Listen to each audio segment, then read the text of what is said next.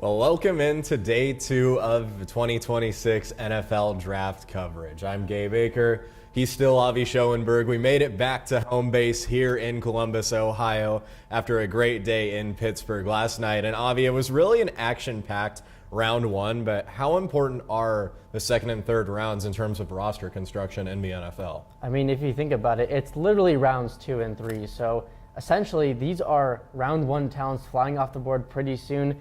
You know, some players that didn't get chosen yesterday are looking to get their names chosen, maybe the first couple off the board here in day 2, but certainly they can be a big impact on these NFL teams. Well, the beginning of the second round, just minutes away, 6:57 Eastern time right now. It starts at 7 p.m., and the San Francisco 49ers are going to kick us off with that at pick number 33. They had a few trades down in the draft because they actually started at pick number 27 at the start of last night, and then they traded with the Miami Dolphins. Dolphins wanted to move up to get their guy, Chris Johnson, out of San Diego State, and then the Jets wanted to move back into the first round to get Omar Cooper Jr. So San Francisco hasn't made a pick yet, but they have the number 1 pick in the second round. What do you expect them to do with this?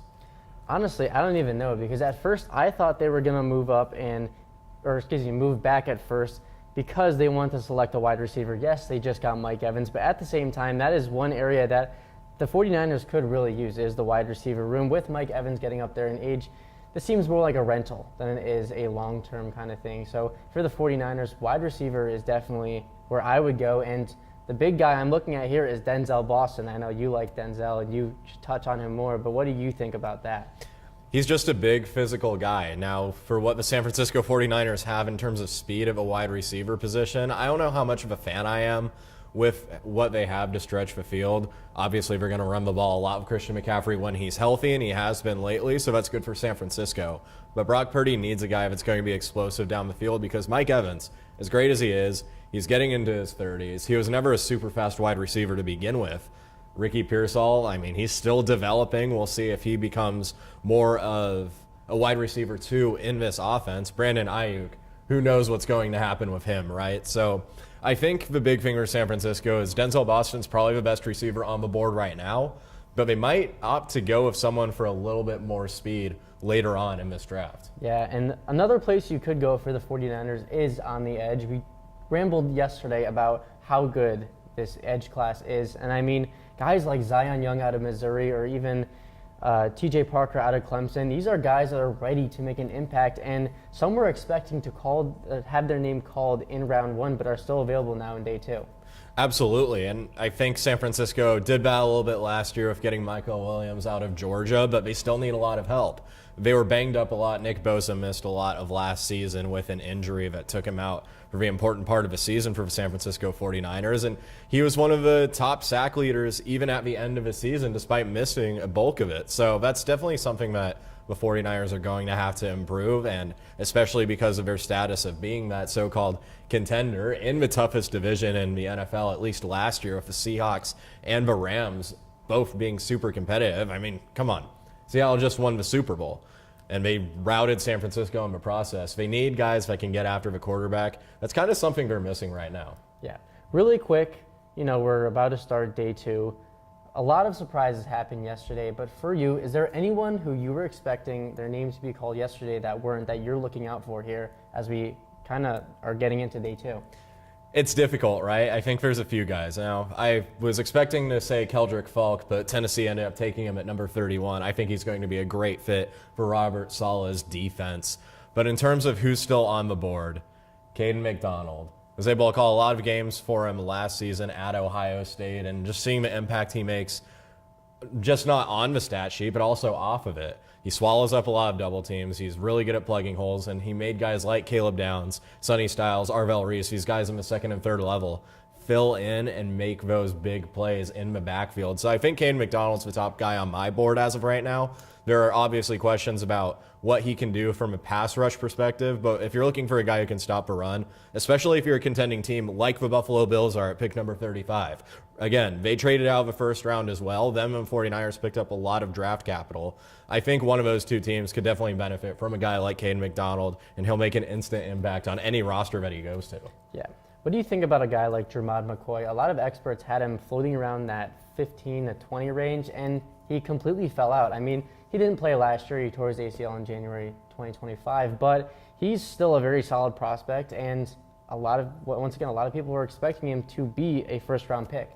Well, he's a great man coverage guy, and I think now we're starting to see some of those players who have a few more weaknesses that are going off the board around most spots. Look at Chris Johnson. Not trying to take a shot at Chris Johnson out of San Diego State, but he's a guy that really tends to struggle when pressing up receivers. I think that's more of a strength when you're looking at Jermod McCoy from Tennessee. Now, he had an injury not too long ago. That's an issue. He also tends to get penalties down the field. So I think there are some red flags in his game. But in terms of cornerbacks in this class, I feel like he has an argument to be one of the top ones after Delane. Yeah, and let's stick to cornerbacks, but let's also stick to Ohio State real quick. Davison Igbinosun is projected to be a second or a third round pick coming up here shortly. I know you talked about physicality a little bit. He is very physical. Where do you see him landing? Even guys like Max Clare or Caden Curry, some of these Ohio State players, where do you expecting them? Let's start with Igbinosun. Where do you think he'll end?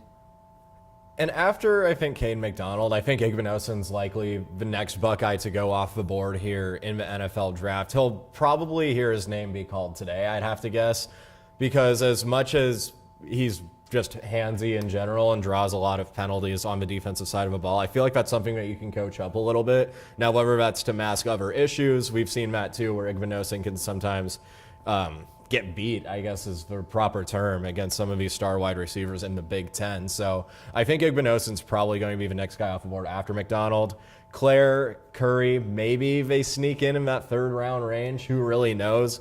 Honestly, once you get to the late first round, it kind of becomes a crapshoot.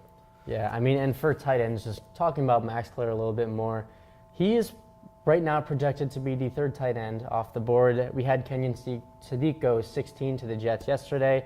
And of course, Eli Stowers out of Vandy. He has been great. He really showed that last season at Vanderbilt, helped them get to where they were, especially being 9-3 and a contender for the college football playoff. But I think Max Clare can be a very solid pick for whatever team decides to go for him. Yes, he is a very good receiving threat, but at the same time, he still has a lot to prove, and I feel like he was a little underutilized at Ohio State. He absolutely was, and he came over from Purdue, wanted to get closer to home there in Ohio, but I think the issue for me with Max Clare, and we can talk about Stowers too, because he's probably going to get drafted pretty early on here in the second round. I think Stowers is a guy who is actually a lot closer to Kenyon Sadiq as compared to other people think. But we'll get to him in a second. Max Clare, I think the biggest issue for me with him is his blocking in the running game. Sometimes last year it just wasn't what it needed to be, especially against some of these premier edge rushers that we saw later on the season against guys like Kamara of Indiana or Mesidor or Bain, who we saw both go in the first round from the University of Miami. So I think that's going to be his biggest issue going to the next level. And then I think just his top end speed is going to be a little tough to adjust to when he's playing in the NFL. Yeah, so the Niners are actually on the clock now. They have 6 minutes to make their next pick. I know you asked me a little bit about what I think. What about you? Who do you think the Niners need to go here? Offense, defense, whatever that might be. What do you got? So I really like the value pick of Denzel Boston, like we talked about earlier. I don't think that's where we're going to go. I think they're going to address something for the defense. Now, Robert Saleh is gone. He was a defensive coordinator for the 49ers last year, now the head coach of the Tennessee Titans. And we can talk about what Tennessee did in the first round a little bit later in the show. But I would say San Francisco should probably address the edge, right? I think because of how guys are aging, because of injury concerns, they have the infrastructure in place, I believe, at least in the skill position categories for at least this year. Whether that's going to be a Band-Aid on a bullet hole in the future, we don't know. I would say, yeah, either defense or you go the offensive guard route because, again, when you're a zone running team, you need some big bullies that can make plays up front, and there's still a lot of good ones left on the board. Yeah, and I mean, for the Niners, they're playing in arguably the best division in the NFL. No hate to the Arizona Cardinals, but the other two teams, the Seahawks and the Rams, are the top contenders, let's be honest. So for the Niners, certainly, whoever they pick here with their first selection in the draft so far, it's crazy to think that they didn't have a pick in the draft so far, will be that X factor, be an impact that they need. I'm really liking a Zion Young pick out of Missouri because I feel like, Nick Bosa was banged up last year. He only played, I think, 3 or 4 games. So we've seen those flashes from Nick Bosa. Obviously, a second overall pick out of Ohio State. He's good. We've seen how good he's been in the NFL. Someone to complement him on the other side is what they need to be at the top of the NFC West. Well, they had Michael Williams in the first round last year, and he is a guy who's a little bit raw, and I think Robert Saleh really was just banging his hands on the table trying to get a guy like him. I think he's going to be the guy opposite of Nick Bosa, but you need guys in that rotation. Guy I kind of like on the edge. I think Zion Young is much better in the run game. I think Cassius Howell is what they need rushing the passer. And really, frankly, there were some games where he was phenomenal. There were some games where he just got completely erased, especially in some of these bigger games, like when Texas A&M had the home game and only put up 3 points against Miami. The defense did their job for most of that time, but Cassius Howell is a guy who I would really like if they opt to go the edge way. Yeah. What do you think about some of these other edges that are on the board, such as, TJ Parker out of Clemson? Him and Peter Woods, the defensive tackle who was taken by the Chiefs in the first round, were projected to be top picks in this draft before this past year. TJ Parker had a phenomenal year last season. I should say the season before this season. But this season, the numbers kind of declined as he only had about 6.5 sacks. So for you, what would you say is a guy like TJ Parker, does he need to be developed more, or is that more of an issue of, okay, this is who he is and there's just guys that are better than him now? Yeah, and that's tough, right? Because TJ Parker was so highly touted just a year ago around this time for being one of the top guys in this year's class. But like most of the players on Clemson, not only did their draft stock really take a hit, but at the same time, the team also took a hit. They played against Penn State in the Pinstripe Bowl. Not really the expectations that you want, especially following up a year where you make the playoffs. Now, I think TJ Parker's an intriguing guy because he's shown production in the past. But I think a guy like Peter Woods is definitely more safe just because I feel like he showed more just on tape last year, even when things were a little bit demoralizing for the Tigers. Yeah, for TJ Parker last season, 11 sacks, jumped to, 2 seasons ago, 11 sacks, jumped to last season, only 5. And that Clemson team really struggled in the ACC last year.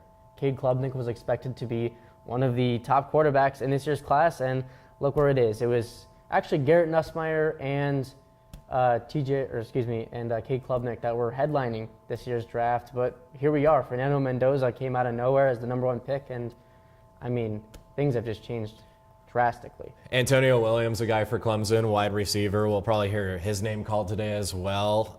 Randall, the running back, Adam Randall, had a pretty solid season as well. Kind of took over that role after Phil Maffa went to the NFL and ran out of eligibility. So there's definitely a lot of talent on this Clemson team. We saw a few players get drafted yesterday too. We saw Peter Woods, of course, and then also the Detroit Lions at pick number 17 took Blake Miller, which was a little bit of a surprise. But these Clemson Tigers, don't let their record fool you. They have guys that are talented that can take that talent to the next level in the NFL. They just might need a little bit of refinement, and maybe, honestly, you see it all the time when players go to different teams. They might just need a fresh breath of air and just get into a different situation. Yeah, the pick is now in for the Niners, so we will get to that in just a second. But right before that, just recapping the first round, right before we move into rounds 2 and 3. For you, which team do you think was the biggest winner and the biggest loser of yesterday in round number 1? Loved what the Tennessee Titans did. Got Carnell Tate, and then they also moved back in to get Keldrick Falk at 31.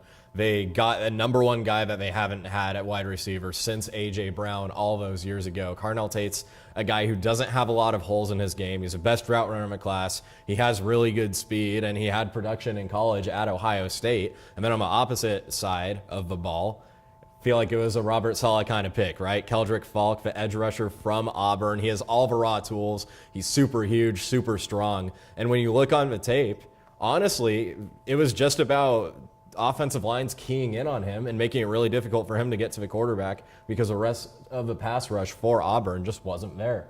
Yeah. And what about your biggest loser? Who do you think? On social media, I've seen a lot of people and critics on social media saying that the Dolphins, that they reached on Caden Proctor. They could have taken Downs at 11, but decided to trade that pick. Who do you think was the biggest loser? I think it's tough, right? Because Ty Simpson going that high, number 13 to the Rams, was kind of a stretch. If we count the Trent McDuffie trade where the Rams traded their own pick later to get a superstar corner, though, I don't know if that's going to be it. But we're about to hear who is going to be selected for the 49ers. There was a lot of buzz about if San Francisco wanted to end up trading this pick. I know general manager John Lynch was saying pretty much since the end of last night that he's willing to deal the pick. Maybe that's just a smokescreen to try to get more value out of it. He said that he likes a lot of guys around this range and doesn't mind to move back too much, but the selection is about to come in very shortly. And wow, all right, Dazon Stribling.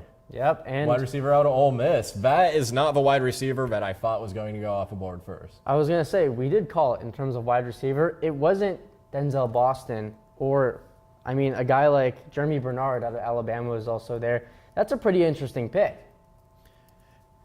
It is, but I think at the same time, it's kind of a Kyle Shanahan pick, right? Because you did touch on how they need wide receiver. Mike Evans coming over in free agency. It was a little bit of a longer deal. I believe it was 3 years, but really after the first year, they can kind of part ways if Mike Evans has an injury-riddled season or he just doesn't make the impact that the 49ers are expecting him to have. But bringing in a little bit of a different look in terms of what they have at wide receiver. He's kind of like Denzel Boston in a way.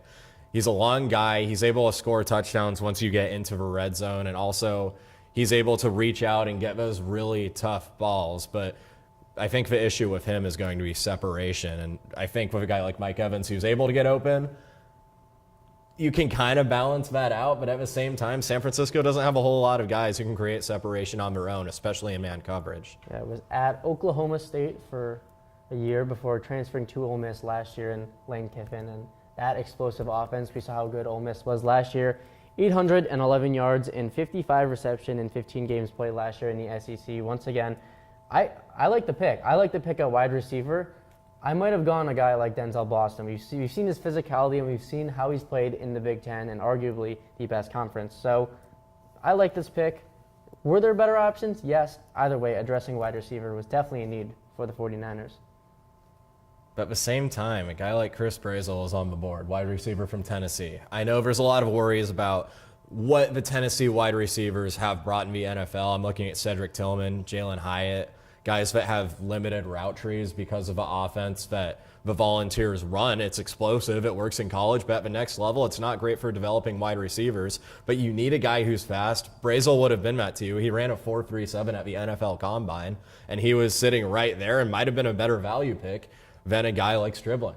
Yeah, and this now brings up the Cardinals at pick number 34. They've already made their choice. We will see who they will be picking in just a second. Who do you think that they are going with here at 34? Well, we took Jeremiah Love, 3rd overall, last night, and that was a little bit of a surprise to me. I thought it was more of a smokescreen. The Cardinals have so many needs on both sides of the ball. I would say you opt to go on the front 7 here. Still a lot of great linebackers, Anthony Hill being one of them, C.J. Allen of Georgia as well. I say get yourself a leader and a Mike linebacker at the spot. Yeah, they ended up going with the guard Chase Bazantis out of Texas A&M. Bolstering your O-line, that's certainly a safe pick as well. It is, and in a division where there's so many interior defensive line presence, I feel like that's not a terrible pick. Now, he's probably the best guard left on the board at this point, and it gets a little bit deeper in these mid-rounds, at least for interior offensive linemen. He's a powerful guy, and I think he's really nice to have to add to what they have in the backfield with Jeremiah Love, with James Conner, who we assume is going to be on the roster, with Trey Benson, Tyler Algier. There's 4 good running backs in Arizona, and they just invested a very high draft pick in one last night. So to get a power blocker like Chase Bazantis at this point, I don't know if that's where I would have gone. I would have liked to see a defensive pick, get one of those linebackers, but I see their vision in what they're trying to do. Yeah, I will say, ironically, announcing that pick was James Conner, and of course, Jeremiah Love was chosen with the 3rd overall pick yesterday. So with that being said, I won't dive into that, but it's a little awkward. For the Cardinals, they just lost Kyler Murray. Do you think they're still worrying about the quarterback position? Not at this point. I think there was one quarterback in this draft class who I think was going to step in and be a guy who could be an all-pro and really turn around the franchise. That was Fernando Mendoza with the 1st overall pick that the Raiders had last night. Ty Simpson going in the 1st round. I know we talked about that a little bit on air when we were in Pittsburgh. I know when Joey was on as well, he had some words for it. But outside of that, Garrett Nussmeier is a guy who's a little bit intriguing just because of his production, not in 2025, but in 2024. Kind of the same way that we talked about TJ Parker, but for the quarterback position. So I think Garrett Nussmeier is an interesting prospect to have, but if you want a quarterback, I think it's going to be next year. I think Arizona is going to be gearing up for that because their defense has some holes. Jacoby Brissett can win you a few games, but not a whole lot. And then you invest your first round pick on Jeremiah Love, who's going to make a difference on offense. But at the same time, that passing attack, if you don't have a quarterback, I don't know how far that's going to get you, especially in the NFC West. Yeah. How do you like that new combination now with Love slotting in as the new running back? Trey McBride, we talked about Marvin Harrison Jr. a little bit. A little underwhelming so far to start his NFL career, but certainly McBride, Harrison, and, Love. That is a power trio right there. It really is. Michael Wilson's a guy who had 1,000 yards as well, kind of a sneaky addition in the draft a few years ago from Stanford. I know he had a lot of injury concerns. He got banged up a lot, but he's been on the field healthy and just hauls in a lot of receptions. Jacoby Brissett, I feel like that's his number one option outside of Trey McBride, who might be the best tight end in the NFL. I really like what they have weapon-wise. Defense has to get better, and if you don't have a quarterback in this league, you're not going to be successful, really. But the Buffalo Bills are about to announce their pick probably in the next 30 seconds as we see someone walking onto the screen, at least on our end. I wonder who Buffalo is going to go with here. They didn't have a first-round pick. They have a lot of holes on the defensive side. Yeah, they do. And, for the Bills, they have a number of different acquisitions, one of them being head coach Joe Brady. We saw what the Bills did last year. They lost in the divisional, but still, nonetheless, who do they go with, Gabe? I think you got to address the defensive line, and they just did that as we saw. TJ Parker, 35th overall. We just talked about him not too long ago, and he's going to land a little bit earlier than we expected here in the early part of the second round. I know we touched on him earlier. You asked me what I thought about TJ Parker. What do you think about him? I think we've seen him develop, and the thing is, he didn't have the monster season he did a couple years ago, 11 sacks, and that Clemson team a couple years ago was on the rise. There's a reason why Cade Klubnik, Peter Woods, and TJ Parker were said to be the future for Clemson going into last year. 5 sacks, he has 5 sacks. It's a down year, but at the same time, we've seen what he can do. We've seen his potential. Can he get up to there? That's the question that needs to be answered. For the Bills, they do need help in the defensive line, so I think this is a very good pick. Clemson, no stranger to having very successful defensive linemen. Dexter Lawrence, a guy who just got traded for the 10th overall pick. He's been phenomenal on the interior part of that defensive line. Christian Wilkins, the same way. Brian Brzee of the Saints, who got drafted a few years ago. So it's not a bad pipeline to draw from, especially when you're the Buffalo Bills and you needed help up front, whether that's stopping the run or rushing the pass. But at the same time, they still need someone who's going to be a run stuffer. Really surprised they didn't go with Anthony Hill or C.J. Allen in that spot. And I feel like it's going to be the theme throughout this night compared to the same thing that happened last night where we talked about Caleb Downs so much. I'm really high on these two Mike linebackers and really interested to see where they fall. Yeah, we'll certainly see where those two linebackers fall, but I feel like that pick is a very solid pick, TJ Parker. He can learn from Joey Bosa as well, who the Bills acquired last year. A little bit of chaos going on right now. The Raiders just traded the 36th pick to the Houston Texans, who are now on the board. Who do you think the Texans are going with here at 36? So last night, the Houston Texans took Keelan Rutledge. They actually moved up a couple of spots to jump ahead of the San Francisco 49ers, another team that really needed an interior lineman that's good in his own blocking scheme. Now, in this spot for the Texans, I know we talked about it last night, but they're missing a lot of explosiveness. I think the obvious choice, and we brought him up earlier when San Francisco went with more of a big-bodied wide receiver. Big body might not be the right word. I wouldn't call him fat. Just more of a bigger guy with dribbling, or a guy like Denzel Boston. But I think the best receiver available right now, at least for fit for the Texans, is Brazel of Tennessee. Again, 4.37 speed, really fast, can stretch the field. And as we've seen in the past few seasons, when C.J. Stroud's able to have enough time in the pocket, there's not a lot of explosive plays outside of sometimes Nico Collins making things happen. Yeah, and for the Texans, that's one thing you really want to address, considering how they lost to the Patriots in the divisional last year. I mean, C.J. Stroud threw 4 interceptions in the first half alone. They need to give him some help outside of Nico Collins. They just lost Christian Kirk, and I think wide receiver is a great pick here.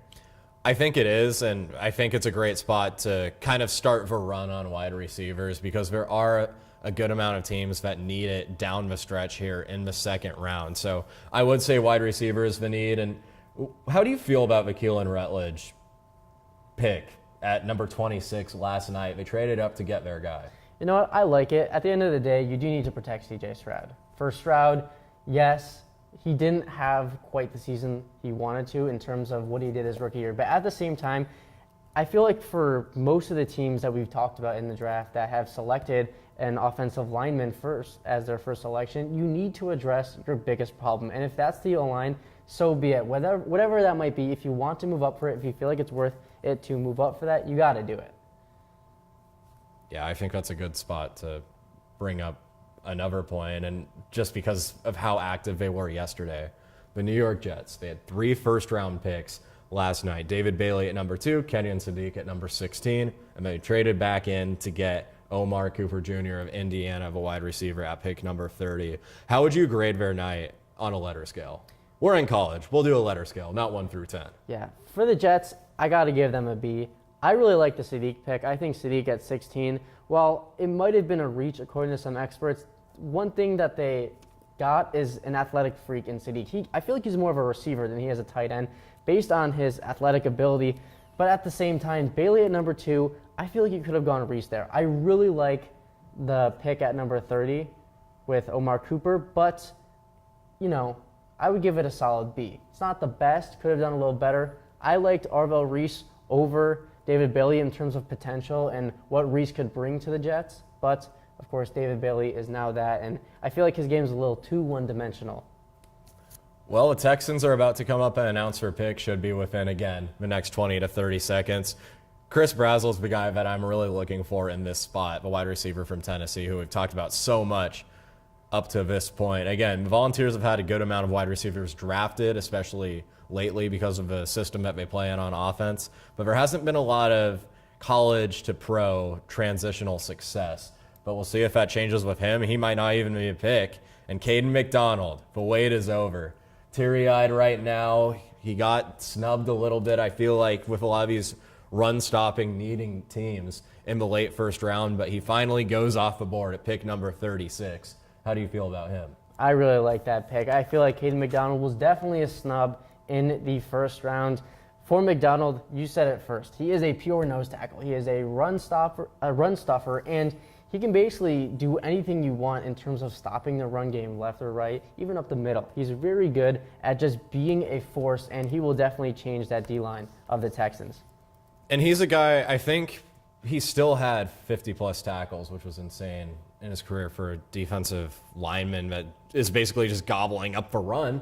But he was also able to disrupt the pass and get in those passing lanes. I just remember in the third quarter against the Miami Hurricanes, he had a really nice swat away against a very poised quarterback that was in rhythm for that game. So he's able to do the dirty work and make the linebackers around him really fill into those spots. And I think that's something the Texans need. Head coach D'Amico Ryans is a great defensive coach. Houston had one of the best defensive units in all of the NFL last year. So adding a guy like Caden McDonald who can stop the run, I wouldn't say it's a sexy pick, but I think it's a necessary pick. I definitely agree. Sorry about that. He 9.5 tackles for loss, still 3 sacks as a defensive lineman.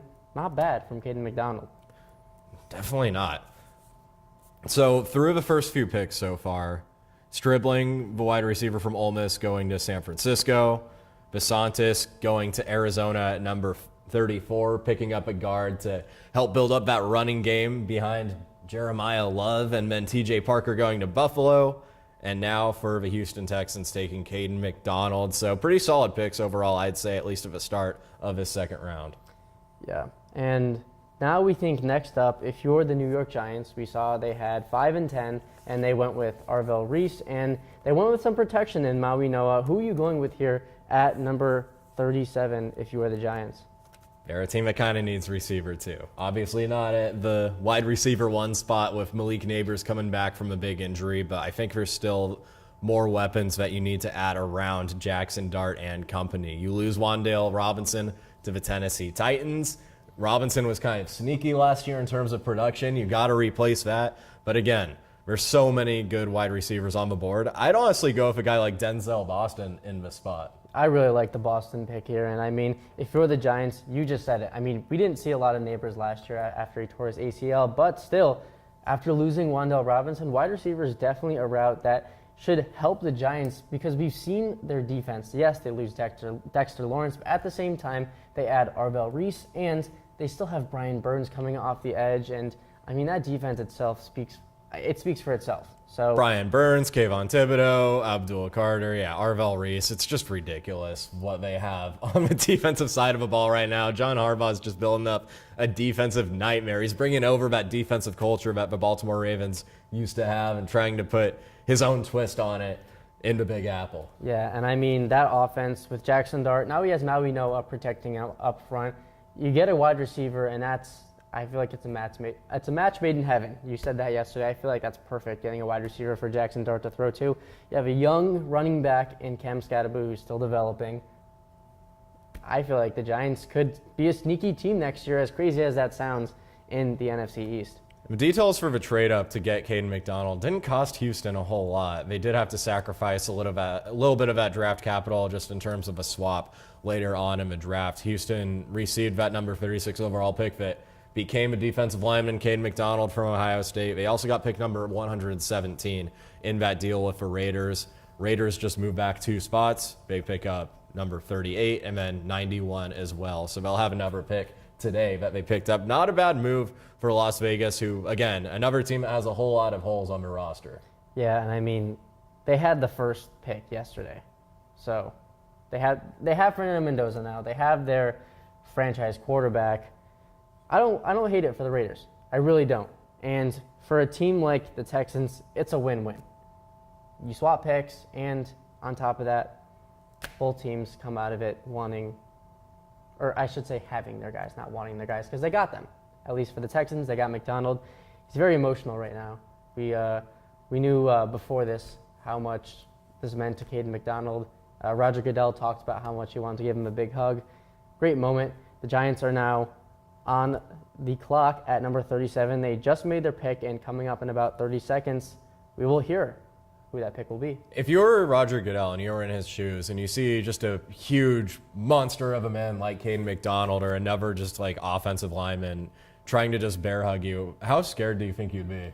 I would be scared, and the one thing I wouldn't do is run into him, as we saw a bunch of different running backs last year, and especially quarterbacks, try and run up the middle, and it did not work very well for them. So I would definitely be scared if I were Goodell, but nonetheless, Caden McDonald, he's a Buckeye, and we talked about him a lot yesterday. I think it's a great pick. This brings up the Giants at 37. They take Colton Hood, the cornerback, out of Tennessee. Little bit, I would say, of a curveball in terms of this being a Tennessee cornerback, and it's not Jermod McCoy. We continue to see him slide, similar to how we saw Will Johnson slide last year. I think it was because of injury concerns, too, with Will Johnson. Colton Hood, really interesting because, when you see a Tennessee cornerback get drafted at this spot with McCoy on the board, you think, okay, the slide's going to stop with Jermod McCoy. There's someone like that every single year. Clearly, the Giants didn't like what they saw with him. Colton Hood, a really interesting guy to add into this secondary. Now, they already have a ball hawk in Tyler Newman, who they picked up from Minnesota just a few years ago in the draft. But now they have another guy who gets a lot of turnovers forced with Colton Hood. He reminds me of a guy like Trayvon Diggs, a guy who gambles a whole lot, but it pays off in big ways if he's right. But if he doesn't, and there's not help from the safety, or he's not able to get over in time, he'll be looking at a wide receiver walking his way right into the end zone. So I think that's the big risk with taking a guy like Colton Hood, but I do like the tape that he had, especially in the SEC last year. Yeah, 1 interception, 8 PBUs, and 4.5 tackles for loss. What do you think about this pick for the Giants? They go cornerback. We thought they were going to go wide receiver, but they go cornerback. What do you think about that? Yeah, like I said, I think they have some ball hawks already, but at the same time, there are still needs in the secondary. Sometimes it doesn't matter how quickly you can get to the quarterback if your corners are getting burnt right away on defense. So I like the pick. They can obviously address wide receiver later on in the draft. They still have some picks today. And also, there's guys like Deebo Samuel that are still free agents in that pool. We'll see where he lands in the NFL. Yeah, and I'll let you take away the Raiders as they actually just made their pick. The pick is in. I just talked about Mendoza a little bit and how he's their franchise quarterback. Who are you going with if you're the Raiders here? I feel like I'm going to say wide receiver probably until my head explodes tonight. I think this is the sweet spot for getting these pass catchers, and they weren't able to make a trade up, obviously, because the Raiders are in such a difficult spot in terms of how they're constructing their roster, because, let's face it, they had the number 1 overall pick this year for a reason. I think you need to get a guy that Fernando Mendoza can throw to, because right now your wide receiver 1 is Jalen Naylor. Not exactly ideal. Yeah, and I mean, pairing him with a guy like Mendoza, and you also have Genty in the backfield. Once again, we talked about the Cardinals, and that could also be a power trio. Absolutely. Looks like we're about to hear the pick just now for the Las Vegas Raiders here at 38. Their first pick since Fernando Mendoza as they started off the NFL draft last night here in Pittsburgh. But it's going to be Traden Stukes from Arizona, safety, so they go on the defensive side of a ball, and they do need safety help. Yeah, I mean, you can't go wrong with this pick. I mean, we see teams that were needing safeties, such as the Bears. They drafted Dylan Diedemann in the first round. The Vikings still need a safety. They're probably going to choose a safety with their next pick. Emmanuel McNeil-Warren is on the board, and they ended up going with Traden Stukes. What do you think about that? I think he's more of a thumper as a safety. He's going to be a guy who's within the box, making those tackles, kind of like what we saw. I think the best way to put it, and I feel like Caleb Downs might not be the best example because he's so versatile in what he does, not only in the run game, but also when he's making plays through the air, at least knocking balls away and picking them off. I think he's more of a thumper, and when I think about him, it's like Caleb Downs, but without that pass coverage ability, I would say. So he's more of an in-the-box guy. The Raiders obviously need help anywhere they can take it on the defensive side. So I don't think it's the worst pick in the world. They filled a need at a spot where it's not a premium draft pick. Yeah. He had a sack, 4 interceptions, and 6 pass breakups. So, I mean, solid pick. I definitely agree. You can't go wrong addressing a need for your team in safety. Yes, they do need help at wide receiver. I'm sure they'll address it later down the line, but nonetheless, I think it's a very good pick if you're the Raiders. I think all the teams right now, they all kind of have guns out on each other, and they're seeing who's going to pull the trigger first on a wide receiver, because I guarantee you as soon as one more goes, we saw it at the start of the night with Stribling going to San Francisco, but once you see another one fire, it's going to be just a shootout everywhere in terms of the runs that we're going to see with pass catchers. Yeah, this will bring up the Cleveland Browns picking at pick number 39. I mean, for the Browns, they were at number 6 yesterday. They moved back and took a tackle. So they still got what everyone thought they were going to do, and they got their O-lineman. But at the same time, if you're the Browns, you're at 39. Who do you go with here at 39? So that's a tough spot to be in. I think it's good for the Browns because they're able to get their guy at number 9 with Spencer Fano, obviously, yesterday with their first pick. And then they're able to get Casey Concepcion a little bit later with that pick that they acquired in that Travis Hunter trade with Jacksonville last year. Wide receiver is still kind of a need. I don't think you go back-to-back in terms of that. I would probably go just get a depth guy in the linebacker room. You've dealt with some injuries in the past with them. You got Carson Schlesinger last year, who was absolutely phenomenal, especially in the run game. But I think at this point, you just get a depth piece. There's not really a quarterback that's intriguing that has a super high ceiling. You can maybe go offensive line just to bolster that as well. But I would say a depth pick and a not so desirable, I would say flashy position on a football roster. If they're going with a linebacker, what do you think about Jacob Rodriguez? I'll throw this at you. Obviously, he was a very highly touted player in the, college football world last year. And a lot of people were saying that he should win the Heisman because of how good he played. He's a linebacker, right? So he's probably wasn't in contention for the Heisman, but do you think Jacob Rodriguez would be a good pick here? They just lost Devin Bush. They still have Carson Schlesinger, as you talked about. Would he be the linebacker play, or maybe you looking at someone else on the board at linebacker that they go with. My issue with Jacob Rodriguez is athleticism. I think he was a great linebacker in college. He's probably going to be a guy in the NFL who's going to end up being top 5, top 10 for multiple years in the tackle department. But one thing that you see with a lot of those players in that range, unless your name is Fred Warner, where you're just an absolute freak and probably a Hall of Famer, is that those guys that are able to make tackles are absolute liabilities in the pass defense. And I think that's going to be an issue with Jacob Rodriguez going into the next level. I don't really agree with the Heisman push. I thought it was kind of a fun little gimmick at the time. I don't want to go too harsh on him because he is a great leader. He is a really good run stopper, and he's just like a football guy that you want in your locker room. So I think for that reason, he should absolutely be a guy that goes in the second round today. But like I've said before, you have guys who are more athletic, who are still super tough, have that leadership skill, like Anthony Hill from Texas and CJ Allen from Georgia. I would definitely see those two off the board first before I'd even consider Jacob Rodriguez for Texas Tech. What do you think separates, let's just say, CJ Allen and Jacob Rodriguez, Anthony Hill? What do you think separates them from players like Sonny Styles and Arvell Reese, who were drafted top 10?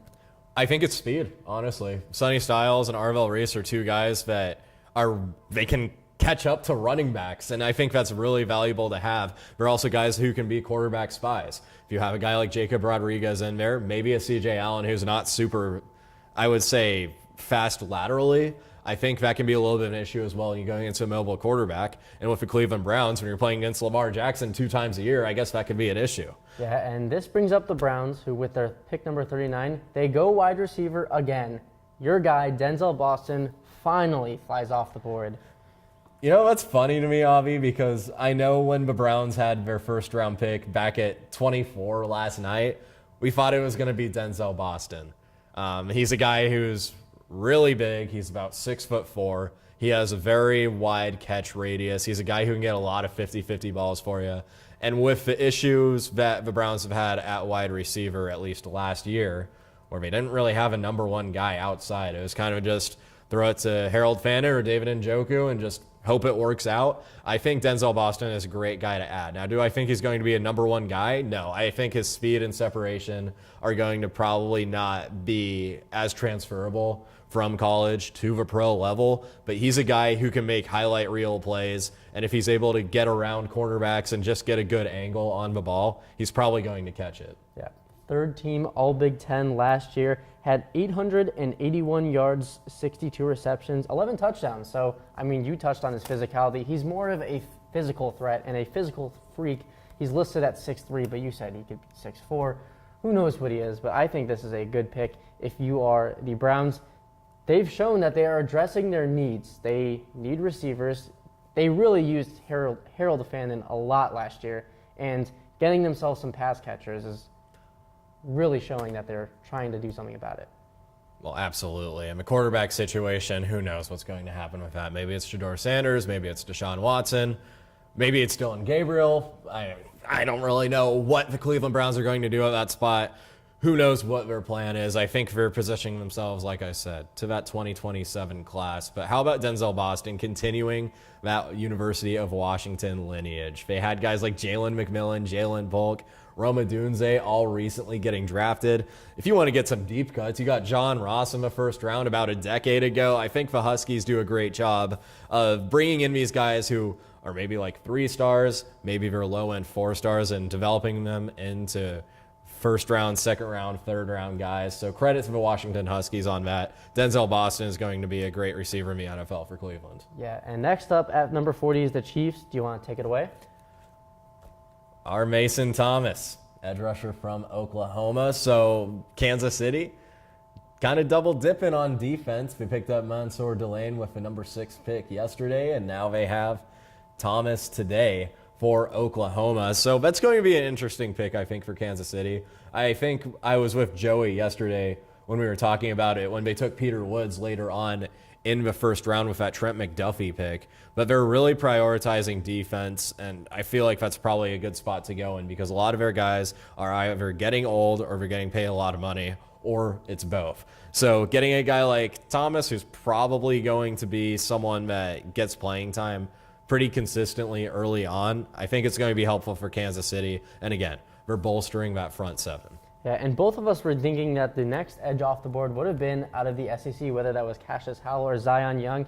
It ends up being R. Mason Thomas, who had 6.5 sacks last year, 9.5 tackles for loss, and I mean, he also had a fumble recovery and a pass breakup. So coming off the edge, I think this is a great pick for the Chiefs, who are looking to bolster that defensive line, as you just talked about. Well, and he's explosive too, and I think that's a trait that can be really detrimental if you don't have it going into the NFL. You can usually play around with strength a lot more in college and not really have to worry about being the quickest guy. But I think for Kansas City, again, it might be a little bit of, I wouldn't say a rebuild year because you don't know the status of Patrick Mahomes right now, maybe a retooling just to get younger and then position yourself for the back half of what will be a phenomenal career for Patrick Mahomes. I'm talking about him like he's 42 years old. He's still early 30s, so obviously there's still a whole lot more time. But having a good defense behind him, that's what's won Super Bowls for the Kansas City Chiefs. And it brings up the Cincinnati Bengals, who didn't make a pick yesterday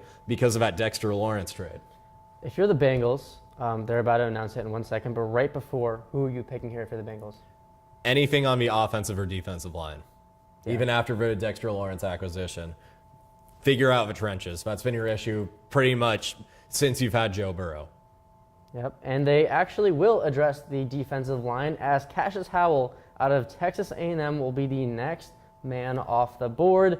Back-to-back edges out of the SEC. I mean, you just said they need a defensive lineman. You like this pick, right? I just don't have a lot of faith in what the Bengals do in terms of drafting players in the trenches. I think it was the right place to go. And I think that's pretty hypocritical of me to say, hey, you guys need trench help. And then they take a trench guy. I'm like, okay, what are you guys doing? But it's going to be tough because I think I like Cassius Howell as a prospect.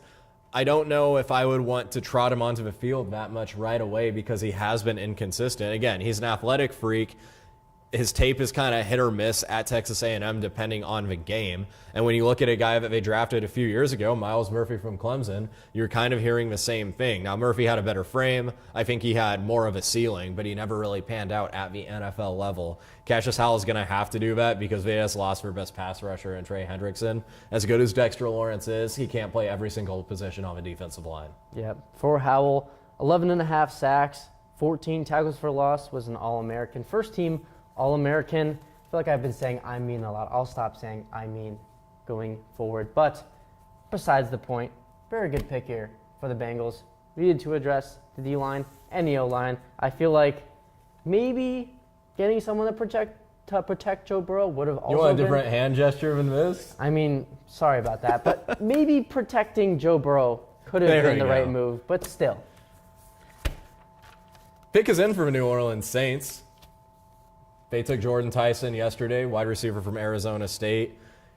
Kind of conflicting opinions, I think, on him, but nevertheless, they want to surround Tyler Shuck with offensive weapons. They already have Chris Olave, and now we see Christian Miller, defensive tackle from Georgia, going off the board to the New Orleans Saints. So Brian Brzee, who we talked about earlier, he's going to have a new line mate inside. And it's going to be from a guy who comes from a defensive factory, especially in the front seven, Miller from Georgia. I was about to say, if I were projecting the next Georgia defensive player off the board, it would have been C.J. Allen. But nonetheless, I like this pick from Christian Miller going to New Orleans. That'll be pick number 42. And how about this, Gabe? We've been live for about almost an hour. Let's take a quick break. Maybe we'll miss pick number 43 with the Miami Dolphins. Hopefully we won't. Stay tuned. We will be right back as we take a quick break on our day 2 coverage of SGSR's NFL Draft coverage.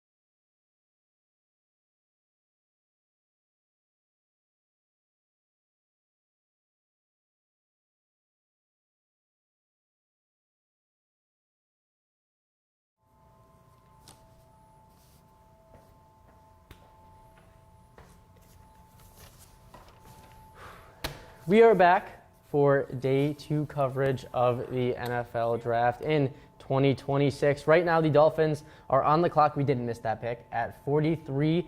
Adam Schefter is now talking on the broadcast. But for now, for us, we've seen 10 picks so far here in the second round. Who do you think has been the best pick for the best team in terms of fit? In terms of fit, I do like TJ Parker going to the Buffalo Bills. As much as I love to talk about Denzel Boston, I think that it did two things. Filled a position of need, and at the same time, TJ Parker's a high upside guy who can be, I wouldn't say a premier edge rusher in the league, but he's going to contribute for potentially a decade, which is what Buffalo needs, especially with that window with Josh Allen. So I think he'll be hitting his stride at some point in the next 2 or 3 years. So I like just the versatility of that pick. Yeah, and Dolphins, once again, pick is in 43. We will hear in just a couple of seconds who their second round pick is. But for the Dolphins, really quick, what is something you're addressing?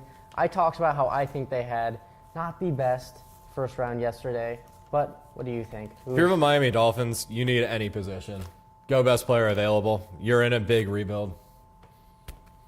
That was pretty straight to the point, and with that, they chose Jacob Rodriguez out of Texas Tech, the linebacker we just talked about a moment ago. What do you think about the pick, Gabe? Jacob Rodriguez, to me, like I said earlier, is a guy who I think I like as a football guy. I think he's going to make an impact.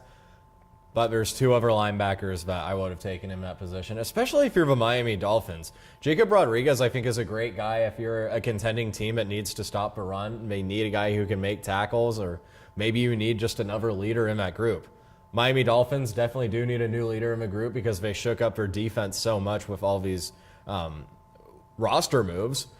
But C.J. Allen and Anthony Hill are right there, and I think they give you way more upside in terms of potential than a guy like Jacob Rodriguez does. So does Rodriguez have a pretty high floor? Yeah.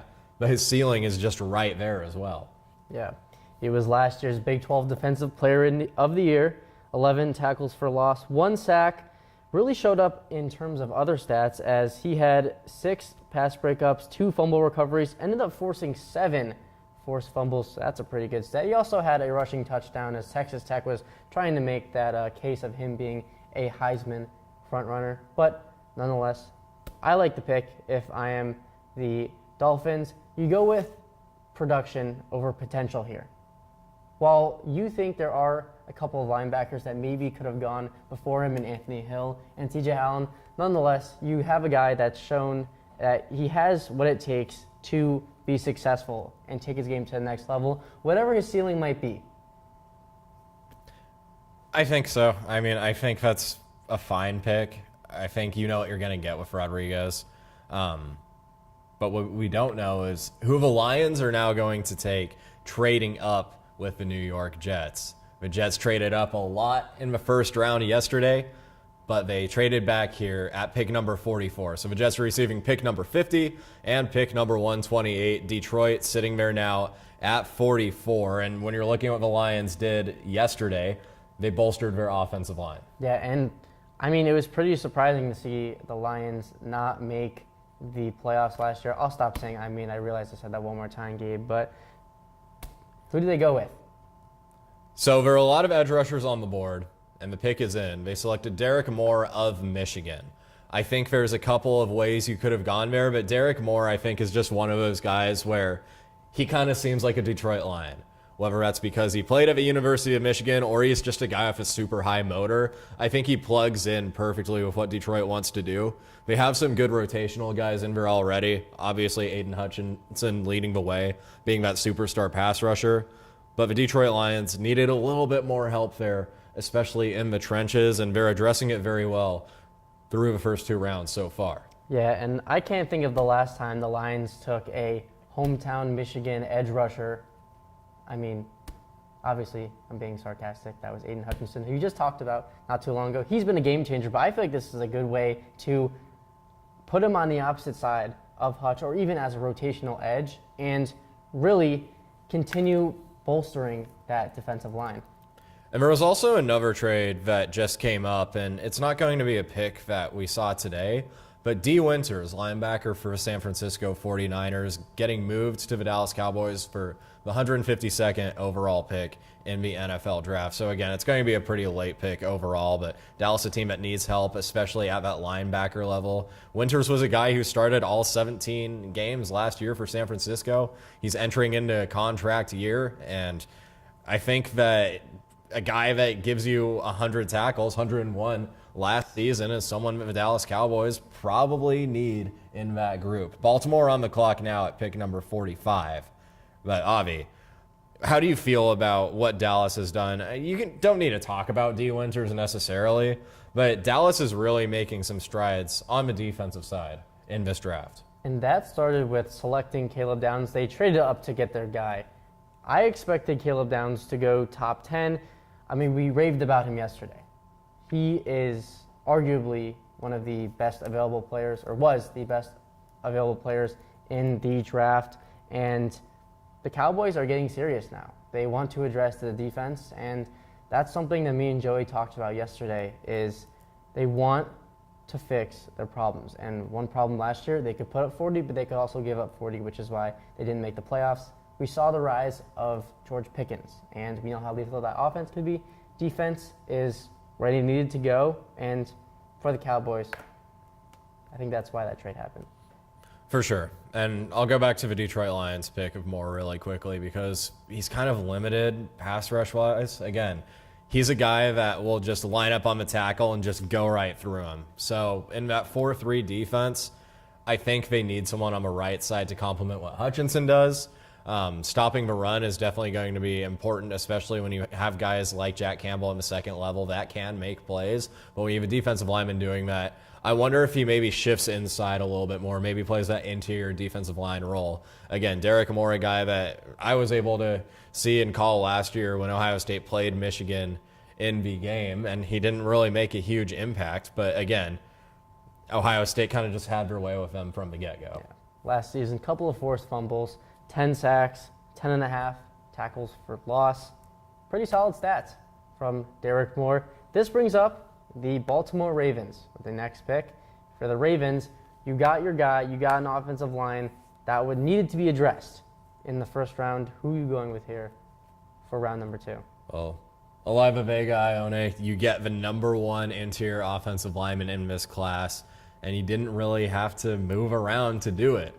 General Manager Eric DaCosta does a lot of really good things, especially in the draft. Learned from the former General Manager Ozzie Newsome that brought 2 Super Bowl rings over to Baltimore with the moves that he was able to make. But in Baltimore's situation now, I wouldn't hate adding more depth on the offensive line. I think they were really thin last year and really spread out, and that led to guys that probably shouldn't have been playing as much as they did getting onto the field more and more. So I think adding more depth to the offensive line would be helpful. You lose Charlie Kolar and Isaiah Likely, 2 of your tight ends in free agency, so you're thin there too.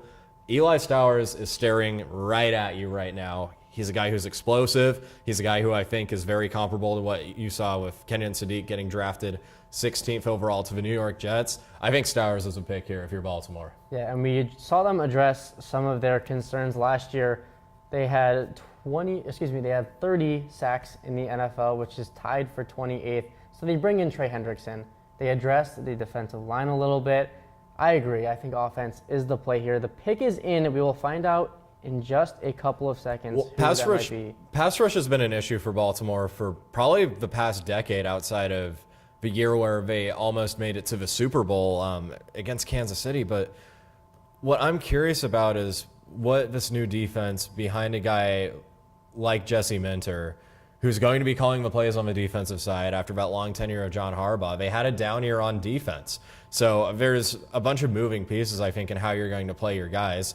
Second level right now, you have Trenton Simpson and Roquan Smith, and there's 2 really good linebackers on the board left. But I would absolutely go tight end here. I would love the Eli Stowers pick for the Ravens.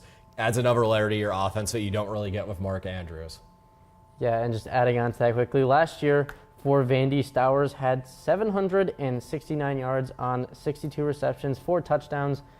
We know how good he is on offense. He can explode. He can really be one of those passing threats. At the same time, an overall good tight end, as the Ravens will now step up to make the pick.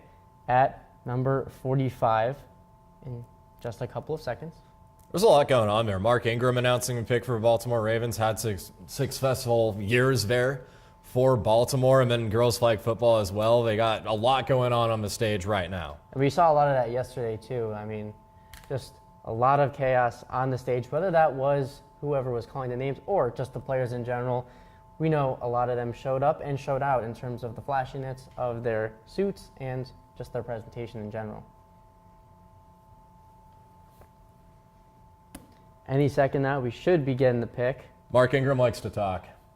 He really does. He is absolutely a talker for sure. A locker room guy for Baltimore all those years. And before he did that, he's doing the same thing, getting really close to a Super Bowl in the NFC with the New Orleans Saints. So, again, yeah, pounding the podium. Mark Ingram, it's probably going to take him like 5 minutes to announce the pick, but we love it. And it's in. It's Zion Young out of Mizzou. I mean, I'm not going to lie, Gabe, a couple of weeks ago, I thought Zion Young was going in the first round. He now falls to the Ravens at number 45. What do you think about that pick? They still needed pass rush help. Trey Hendrickson isn't going to fix all of your problems. You also have to factor in that he might be on the downwards trend, and whether or not that's going to be the case with the extension that they gave him. Obviously, the Ravens don't think that because they gave him so much money. But you still need other guys to contribute. Adisa Isaac hasn't really done a whole lot. He hasn't had a huge role. They got him from Penn State not too long ago. And then on the other side last year, Mike Green from Marshall, he fell to a similar spot where the Ravens are in right now. And they said, you know what, we're going to take Mike Green from Marshall. We know he might have some character concerns. We're going to take the best player available. And I think Green is going to develop into a really good pass rusher. You had a guy like Zion Young in there as well, who's another explosive pass rusher. He's able to separate because his arms are so long, and he also doesn't give up on plays, which is really helpful for defense. I feel like that's pretty obvious to say. But you add another guy in there who's just all about burst, all about talent, and it becomes a strength, not a weakness of this defense, adding another edge rusher. And Zion Young, again, a guy who was projected to go at the end of a first round. Ravens get a little bit of value here at their pick. Yeah. 46 edge pressures last year in the SEC. He also had 6.5 sacks, 16.5 tackles for loss, a couple of forced fumbles as well. I like the pick here if you are the Ravens. Certainly, adding someone who could complement Trey Hendrickson is a good pick. Well, and I don't know if you want to bet everything on Mike Green just yet because you saw some of the flashes last year, but again, you need to see more consistency from him as the Tampa Bay Buccaneers are now on the clock at pick number 46. Tampa Bay, man, they got value last night with Ruben Bain at number 15. Yeah, I mean, Bain was projected top 10 for most of these experts, and he ends up falling to number 15 and the Buccaneers. He stays in Florida with the Buccaneers, and who do they end up selecting? Josiah Trotter from Missouri. Really interesting. So he's a linebacker.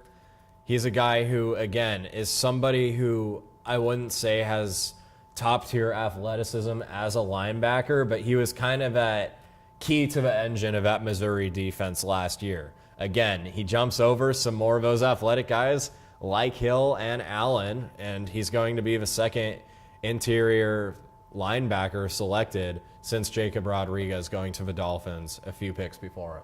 I know you were just raving about C.J. Allen. I mean, a guy like Anthony Hill as well. What do you think about this pick in terms of who else was available at linebacker? Well, I feel like I've said it so many times before, but I like Josiah Trotter too as a prospect. And I think with inside linebackers and Mike backers, I feel like their value along with safeties has kind of been on a downwards trend, kind of like running backs on the offensive side. But Trotter is a football guy too.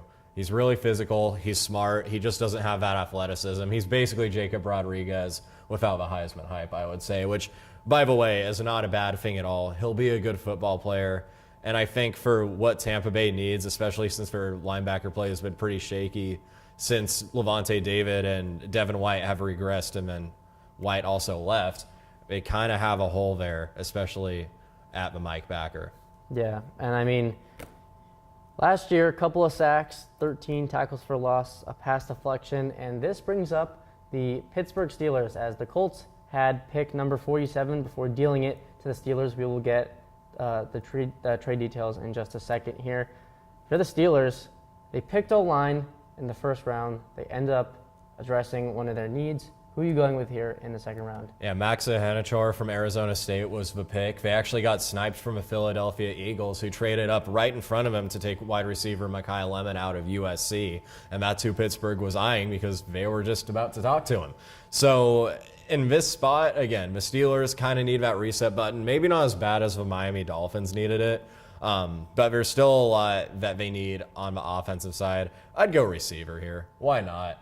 You don't really have a whole lot of offense. You don't have a lot of explosiveness. And they need to have some kind of hope and get someone in there for when a quarterback steps up to take Pittsburgh back to where they usually are, which is winning Super Bowls.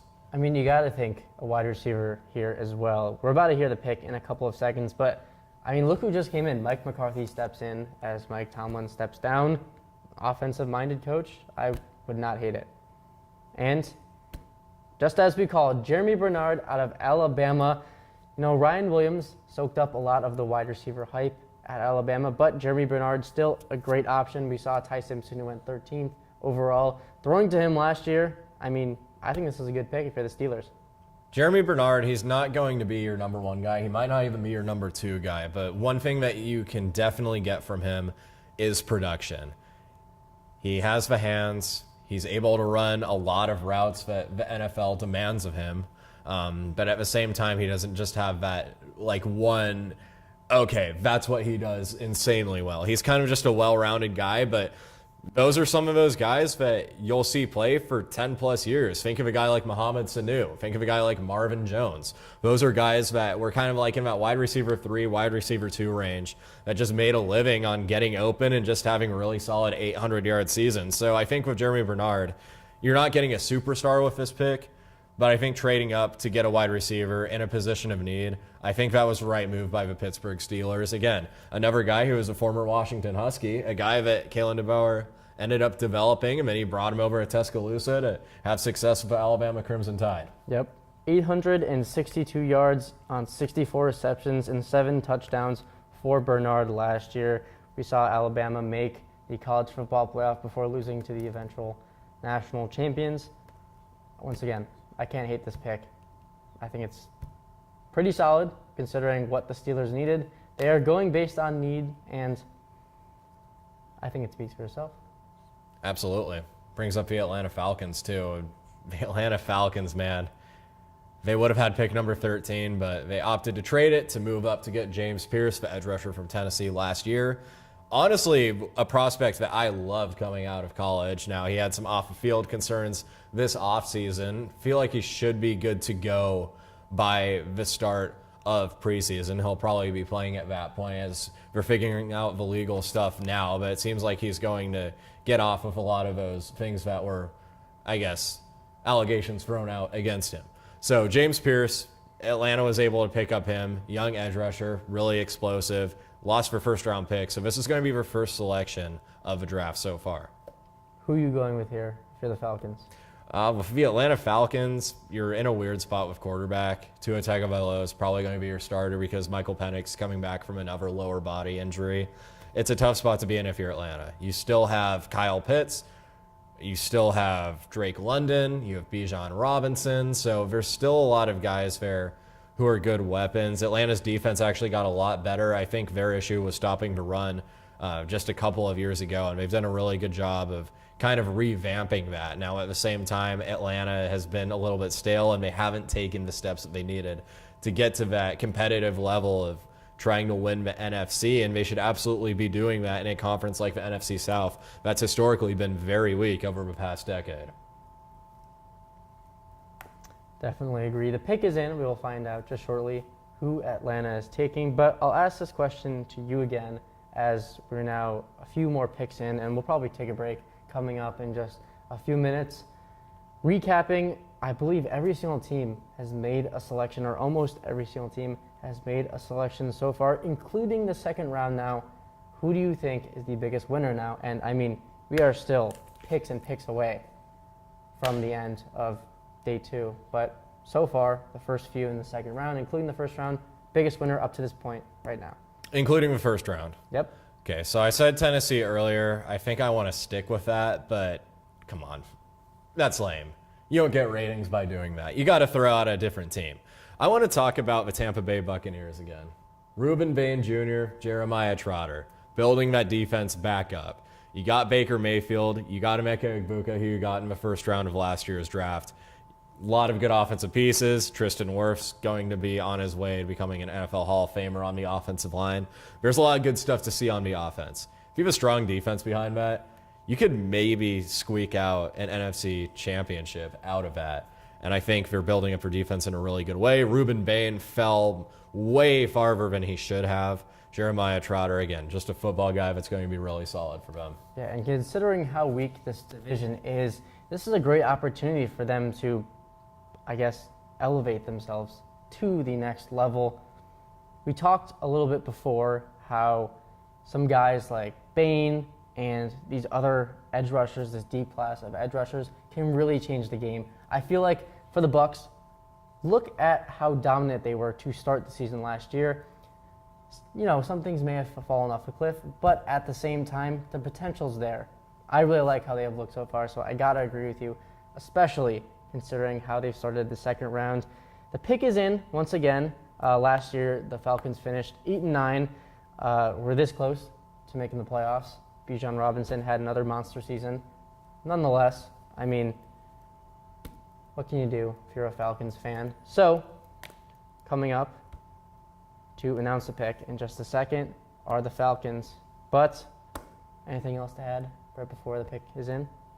I think if you're Atlanta, you're in a tough spot without a first-round pick. Quarterback is kind of becoming a question mark, and they lost Kirk Cousins. They cut bait with him. He's now a Las Vegas Raider. We'll see how that quarterback battle goes with him and Fernando Mendoza. I have a feeling I know who's going to end up winning it.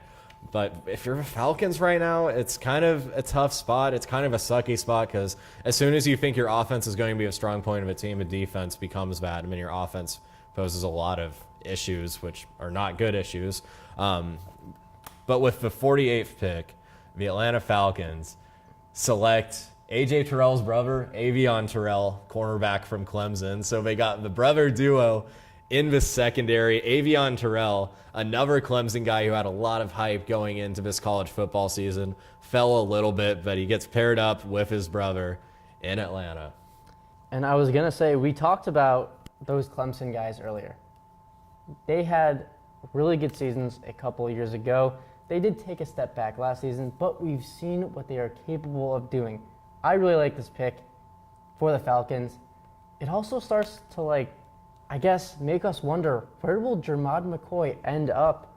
Once again, we saw Will Johnson slide all the way in the second round last year. He got chosen around this time, but a guy like Jermod McCoy, who was projected to go 17th, ended up tearing his ACL, didn't play last year, has still not had his name called. There's a few players I think that I would take ahead of McCoy at this spot, and Avion Terrell is one of them. Terrell has a lot of promise as a corner. I think his issue, again, is just weight and size. I think another guy that I would take over McCoy at this point, just because of the injury history, is D'Angelo Pons of Indiana. Now, I think Pons and Terrell both do a lot of things similarly. They're really good at tracking down the ball and picking up on which route the receivers are going to run. And on top of all that, even if they get cooked a little bit at the start, they have that long speed to make up for it. So Terrell and Pons are two guys that I would expect that would probably go ahead of McCoy at this point. And it really depends on what you need. For the Falcons, I think it's a really cool story to get him paired up with AJ. Maybe not the upside that AJ Terrell has. Again, an all-pro corner who's absolutely shut down. But I wonder what the talks are going to be like before the games and how the competition's going to be at practice with those two. Yep. Some of his stats last season had 5 forced fumbles, 9 PBUs, and 1 fumble recovery, 3 sacks for a corner, not bad, and 4.5 tackles for loss. So, nonetheless, I mean, as we were talking about his stats, the Carolina Vikings, traded up. I was about to say, the Vikings just traded their pick. I personally thought that they were going to stick with this pick and maybe select Emmanuel McNeil-Warren as they need help at safety, but here come the Panthers in at pick number 49. Carolina swooping in, and it was another tiny little trade. So Carolina had pick number 51, Minnesota sitting at 49. The Panthers wanted to jump ahead of the New York Jets as well, who are sitting at pick number 50. Jets traded down with the Lions to get that spot, to get some more later round capital. But the trade was pick number 49, pick number 159 for picks 51 and 196. So just a little bit of a positioning trade there for the Vikings, and they like the value a little bit more than Carolina. Carolina obviously worried a little bit probably of where they're going to go. But the Panthers, they're on the upswing right now. They got Monroe Freeling from Georgia last night, and I think you could honestly build off of that and get another weapon for Bryce Young to use outside of Tetero and McMillan. Is there someone that you think the Panthers are like, okay, the Jets might end up taking that now they're swooping in? I mean, the Jets have had a lot of picks so far. And the Jets kind of need everything, so I'm not really sure who Carolina thought they were going to take. Maybe another receiver, but the Jets went with Omar Cooper, and they have Garrett Wilson already, so it's probably not going to be a weapon, at least right there. Jets don't need a running back, so it's probably going to be trenches on the offensive line, or it's going to be a defensive pick if I had to guess. And you just called it. They go defense. They go with Lee Hunter, the defensive tackle out of Texas Tech. I think it's a solid pick. He's kind of like Caden McDonald in a sense. He's a pretty good run stopper, and he played for a team like Texas Tech, who statistically had the best rush defense in all of college football last year. Now, what you're getting with him is kind of one-dimensional. I think Hunter does one thing really well, and that's getting in the way of interior offensive linemen. Super valuable to have, and when you have a guy like Derek Brown, who's one of the best nose tackles in all of the NFL, pairing him with that, he can get into rotation with him. Maybe you throw both of them out there in goal line sets. You have a really good 1-2 punch there. So I like the pick for Carolina, beefing up that defensive line. Yep. 2.5 sacks, 10 tackles for loss. He also had a forced fumble, so he is a thumper, especially in the run game. Once again, solid pick. Coming up now, the Jets will now pick at 50 after Carolina chose at 49. And then right after that, let's take another quick break here. But first, let's bring up the Jets again. They had 3 picks in the first round. And where do you go now at number 50 for the Jets? Man, you're stressing me out with that because, again, the Jets kind of need everything. I would say that based off of what they got, a lot of athletes, I would say, in the first round with Omar Cooper, Kenyon Sadiq, David Bailey. I think you probably, with how much you traded away at the deadline last season, you probably got to go with defense here. I think there's still a good amount of guys that I kind of like in terms of a defensive prowess. You still need inside linebacker. I know we were talking to a guy yesterday just across from us from ESPN New York. He said how he wants them to get another inside linebacker because Demario Davis, as great as he is, he's in the twilight of his career, and linebackers can't play forever now in his late 30s. So I think this is where I think you take one of Allen or Hill, and I think is a good fit because they're more athletic. I think production-wise, Hill is probably better than anyone else we've seen other than Rodriguez. But maybe with Allen, you can just develop them a little bit more. The pressure's not going to be very high because you know you're going to lose games this upcoming season. Yeah. You can't go wrong with those Georgia defensive linemen. I mean, in general, Georgia defensive players have been historically very good in the league. Development, that's something that Kirby Smart does really well. So I agree with that pick. But really quick, turning it over to the offensive side, we talked about this yesterday a little, but offensively, you said everything is in play here for the Jets. Even something on offense, could that be in play here? Because you have Geno Smith now as the starting quarterback, but I mean, he is pretty restricted getting up there in age and starting to hit a decline. What do you think of an offensive pick here? If you're insinuating quarterback, I don't think I would do it. I think the Jets have had that experiment in the past and it hasn't worked out very well. I think the best equivalence I can put it to, if you draft a quarterback in a spot and expect him to start at some point, you're basically throwing a quarterback into a pool full of gasoline that's about to get lit on fire. I think that's not going to be a good idea. I think it's going to absolutely kill any development or ceiling that you're going to have because, let's be honest, the New York Jets are not in a very good position as a franchise just in terms of what they have on the roster. If you take a quarterback, especially one that's not like a surefire thing like Fernando Mendoza, and you opt to take a guy who has a big hole in their game, that's absolutely going to backfire if you're the Jets. Next year's quarterback class is going to be pretty good. You have guys like Arch Manning, Julian Sayin, Dante Moore headlining that class. Who are some of those guys that you think could be the 1-2 punch for the draft next season? Oh, and I love it. I love that this is on camera and it's live because when I go back at this time next year, everyone's going to be like, yeah, Gabe was right for sure about this. Arch Manning's my number one quarterback. He's a great dual threat guy. He got better at the end of last year. Pull up the games against Texas A&M and Michigan. For those examples, I'd say Arch Manning 1. I would say Lenora Sellers 2. I think the traits that he has a lot of upside to be an elite superstar quarterback in the NFL. Again, that one might not age as well just because South Carolina didn't look great last year. If he has another bad year, he might not get drafted very high. But I'd go Manning 1, Sellers 2, Julian Sayin, the Ohio State Buckeyes quarterback. Kind of limited in terms of mobility, but a good passer. So those would be my top 3. What about Dante Moore? He was, assuming he was going to step into this draft, was supposed to go to the Jets at number 2. You don't think Dante Moore's one of those top 3? No. I think you're bananas for that. But nonetheless, Jets have pick number 50. They're about to make the selection. And then we'll take a quick break here on our day 2 draft coverage. Once again, thank you guys for tuning in on YouTube into SGSR TV. Relatively new kind of thing we got going on here, but... Got the visual aid now. Yep. Yeah. Who did they pick, Gabe? So with pick 50, the New York Jets take a corner that I said was going to get drafted before McCoy, and it's a guy that I really like. That's national champion cornerback D'Angelo Pons from Indiana. He's a guy who's really speedy. You can really just copy and paste what I said about Avion Terrell, besides being A.J. Terrell's brother, into what we saw from Pons this season, but he's a guy who has elite speed. He's really good at covering receivers, especially in the deep game. But again, he's a little bit undersized, and that can be an issue, especially when the receivers in the NFL are just that much bigger, that much faster. Yeah, a guy that Kurt Cignetti brought from JMU over to Indiana with him. Played a year at JMU, a couple of years at Indiana. Pretty solid years. He has the stats to back it up.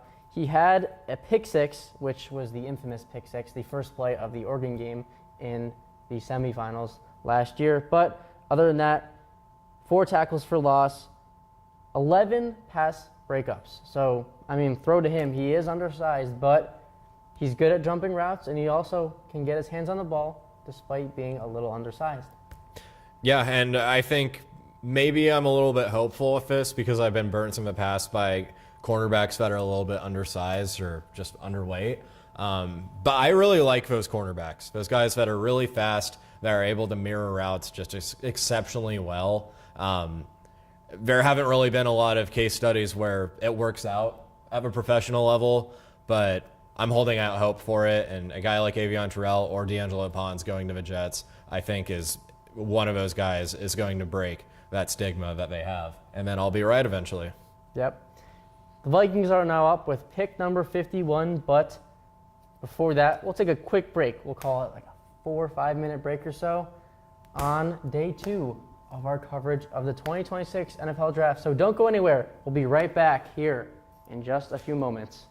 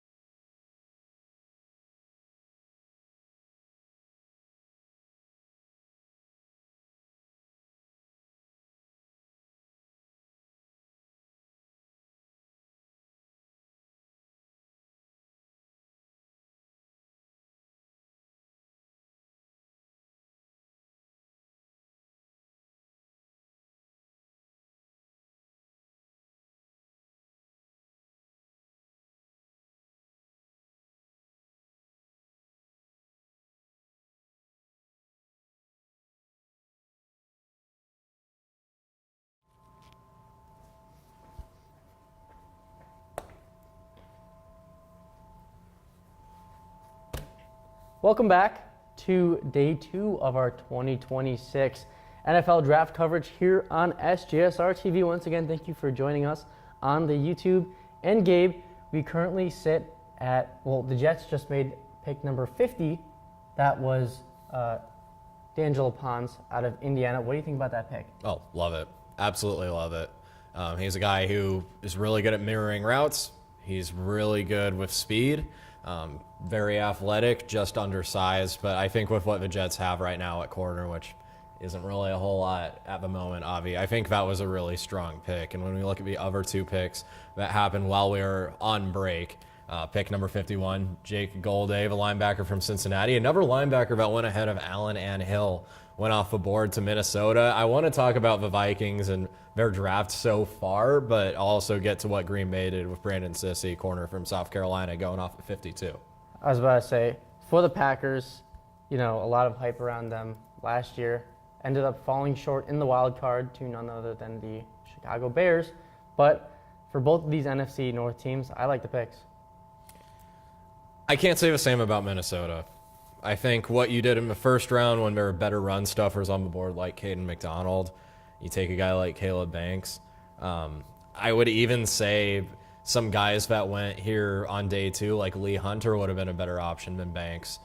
You opt to go for a guy that doesn't have a whole lot of production. I think that's going to be an issue for them in terms of what they wanted for upside. And then Golday on the same side. He's another guy who's not super athletic, and he doesn't have that same production that Rodriguez or Trotter had at their schools at a Power 4 level. I know you're raving about guys like C.J. Allen or even Anthony Hill, but here we are. I feel like the Vikings also could have gone with Emmanuel McNeil-Warren, who's also been a guy like Jermod McCoy, who's projected in the first round that has now fallen. The Vikings need help at safety, so that did surprise me a little. I think it's a solid pick going linebacker, but here come the Colts up. They'll be picking at number 53 after trading back just moments ago. Pat McAfee up to make the selection for Indianapolis. Of course, he's going on his little spiel right now. Gonna be another long talk, just like we saw with Mark Ingram and a few other of these players. Great entertainer. He just showed up at WrestleMania for the WWE. He was there with Randy Orton, but yeah, good entertainer, and we'll see who the Colts take. Kind of have some issues on their squad as they try to get back to the promised lands of what they had with Andrew Luck and Peyton Manning in the early 2010s and in the 2000s. We saw the start that the Colts got off to last season. A good buddy of ours here at Ohio State, he is a big Colts fan, and he wasn't too happy after the turnaround that happened in Indy after Daniel Jones went out. But nonetheless, C.J. Allen, the linebacker out of Georgia, who you thought was going to be one of the next linebackers off the board, has now gone to the Indianapolis Colts. In terms of inside linebacker, Anthony Hill's the best linebacker in this class, so I'm really surprised that C.J. Allen went off the board before him, but one of the big 2 finally did. Colts are getting a thumper for sure. He's a guy who's a great run stopper. I think he's a really good leader. And when you wear that Georgia helmet as the Mike linebacker, that means something. Guys like Nakobe Dean, guys like Roquan Smith have had similar roles, and we see it now with C.J. Allen, and he kind of plays like both of them as well. I feel like those middle linebackers for the Bulldogs all have very similar traits. They're really good in the run. They're great leaders. And you know what? They're usually better pass defenders than what the draft analysts think of when they're coming out of college. Yep. 97 tackles last year. 3.5 sacks, 8 tackles for loss, All-American, first-team All-SEC. What else can you get out of a linebacker, especially from Georgia, the defensive factory?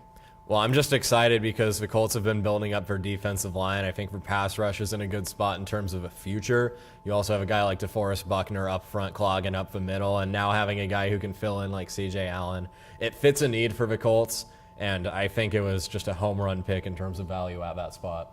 Now here come the Philadelphia Eagles to make the next selection at 54. Won the Super Bowl a couple seasons ago. Last season finished first in the NFC East, and they got bounced in the wild card. Who are they selecting here? They went with Mekhi Lemon at number 20. They stole him from Pittsburgh. Swooped in there like an eagle, but If you're the Eagles, who are you taking here? Call me a madman. Go McNeil Warren. Pair him up with Quinion Mitchell. Howie Roseman's all about value. You absolutely get that with this spot. You also lost Reed Blankenship in the offseason. You have Andrew Makuba and Marcus Epps slotted in at the safety position right now. Get McNeil Warren, get that chemistry, and get the best player on the board.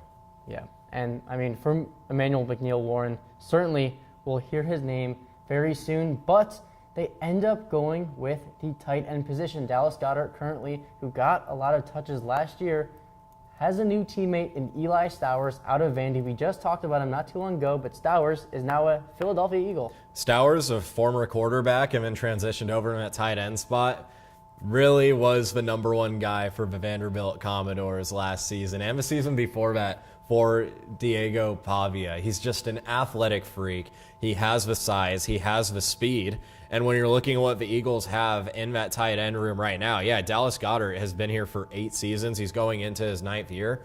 Get this, and this blows my mind, and it blows everyone else's mind whenever I tell them this. Dallas Goedert has never had a 1,000-yard season as a tight end. I feel like a lot of people would consider him probably a top 10 tight end, maybe even top 8. But it's crazy to me that he's never had 1,000 yards, and I don't think that's because he's a bad player or he's not maybe even an elite tight end. It's that he's never played a whole season since his rookie year in 2018. Getting a guy like Eli Stowers here who can fill in when Goddard is potentially hurt, and on top of Goddard getting a little bit on the older side, I think Stowers is going to eventually overtake that role as he develops in this offense for Philadelphia. And I mean, for Stowers, an All-American, speaks for itself. 769 yards, 62 receptions, 4 touchdowns. I really like this pick for the Eagles. It's the Eagles. They're going to be good again. We know they're going to be good again. We see Jalen Hurts and how he commands the offense. Yes, they have Dallas Goedert, but Eli Stowers is a great pick. And this brings up pick number 55. What was supposed to be the Chargers is now the Patriots. The Patriots are back on the clock. Who do you think the Super Bowl runner-up is looking at here? Well, they were able to get tackle yesterday late on. They were able to pick up Caleb Lomu, so the second Utah Ute tackle off the board. Actually had some pretty sweet dance moves that I saw on the ESPN screen when they were making that selection. I think everyone got a good laugh at that online.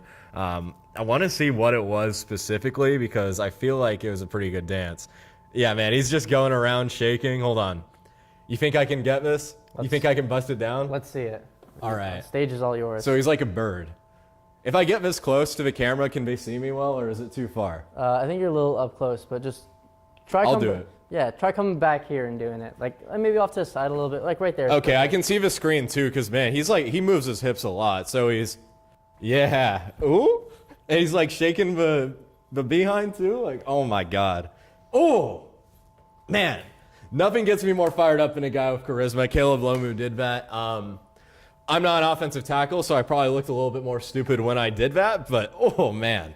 New England got a pass protector they desperately needed. Big reason why they lost the Super Bowl last year. Yeah, I'm very glad that you did that dance for us, Gabe. But nonetheless, I'll ask you again one more time. Who's the pick here for the Patriots? Nice little dance. I'm not thinking about picks, man. I'm thinking about dance moves. Don't we all want to just get up and bust a move? But be an analyst for a second, Gabe. We like to have fun here. Who's the fun pick for the New England Patriots at number 55?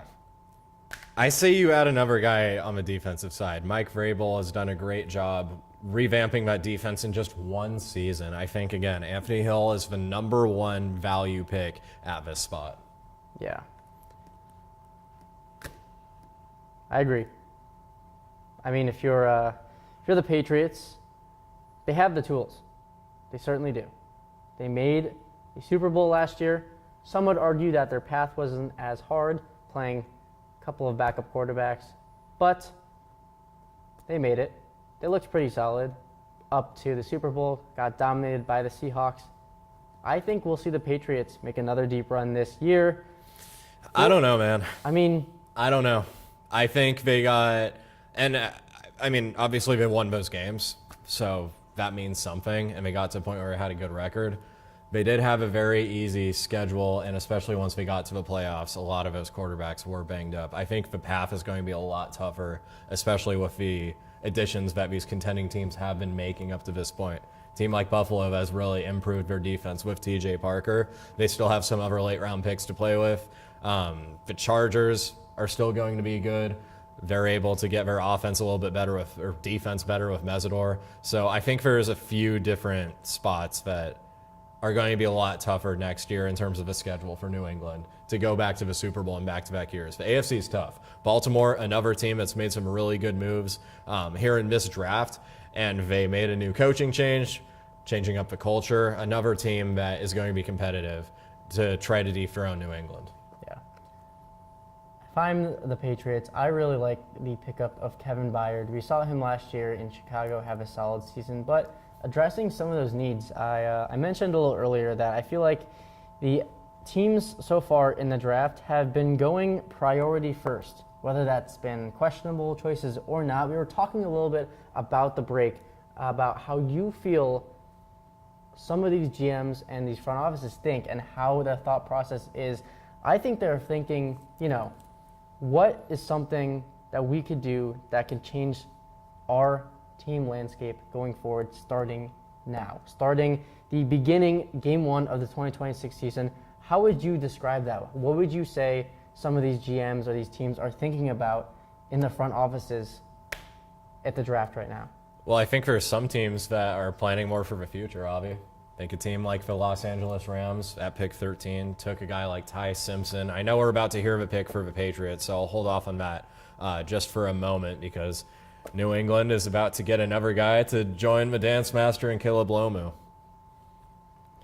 The pick is in, and Roger Goodell comes back to the stand to make pick number 55.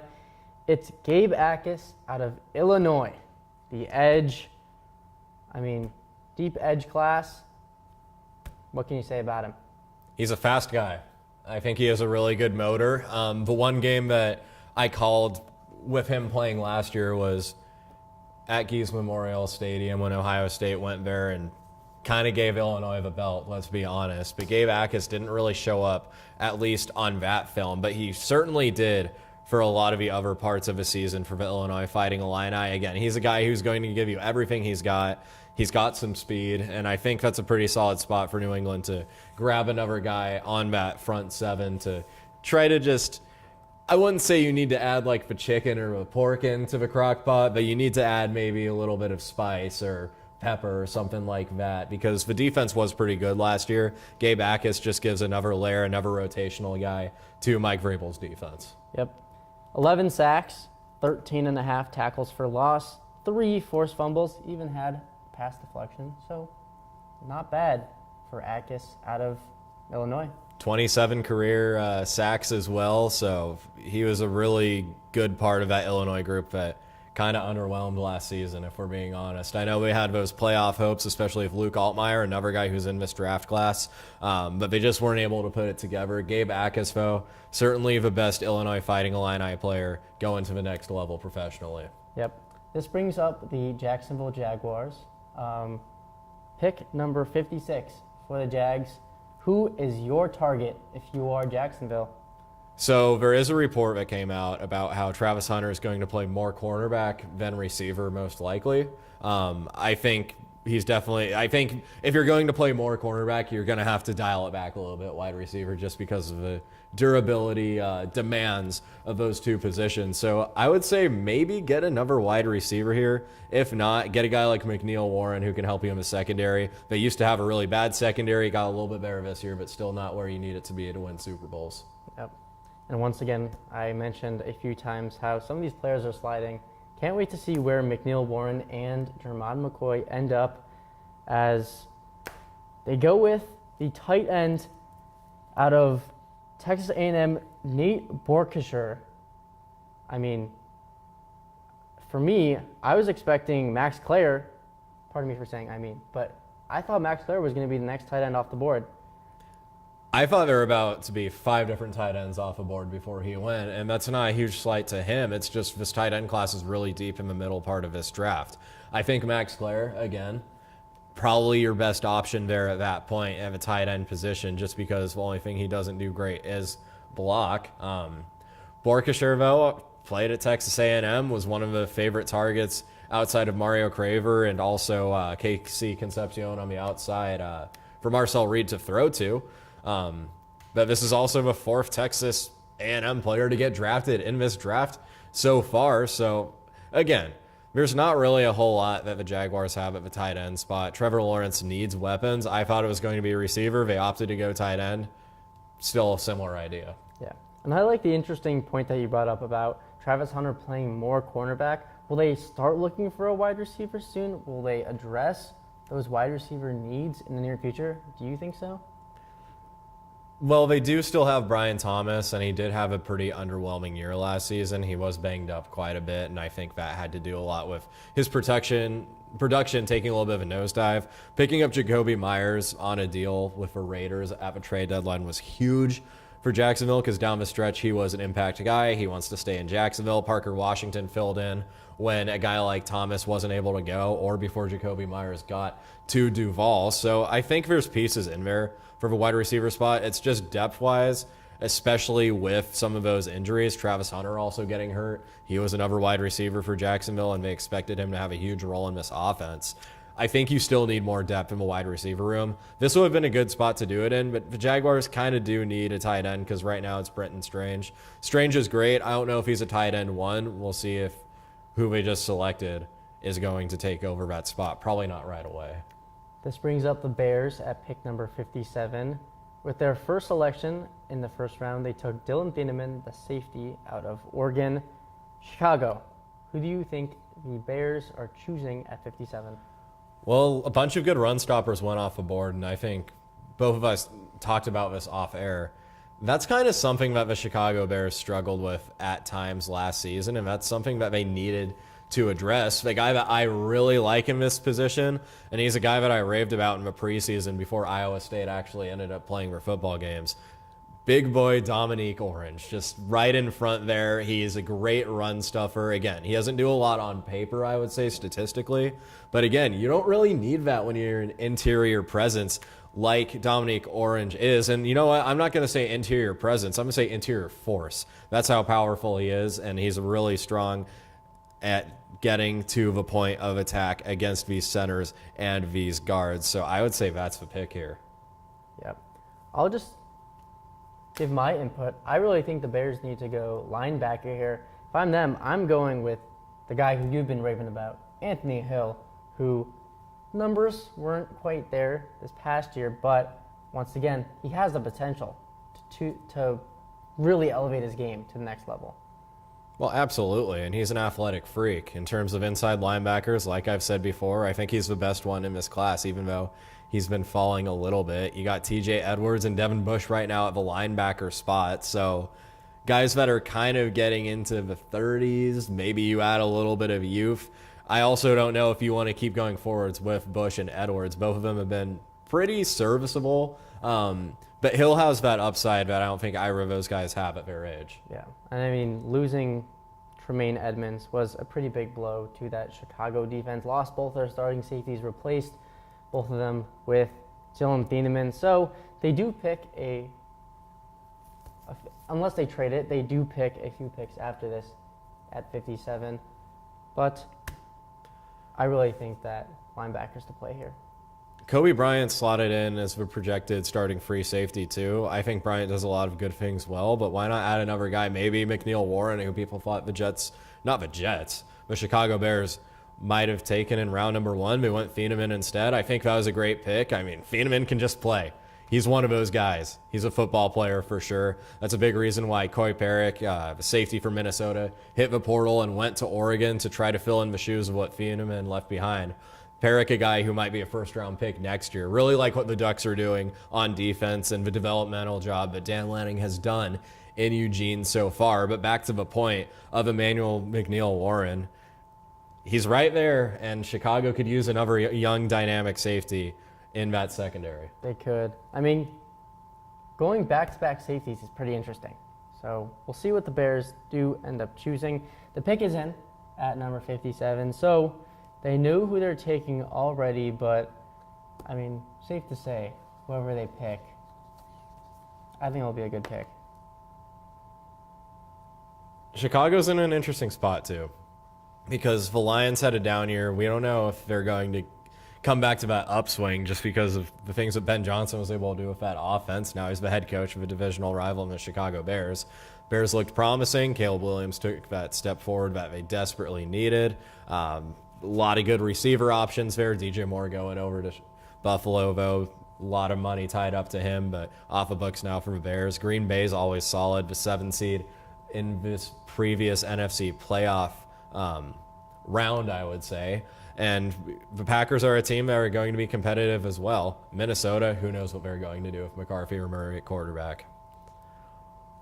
We will hear in just a moment who the Bears will take at 57.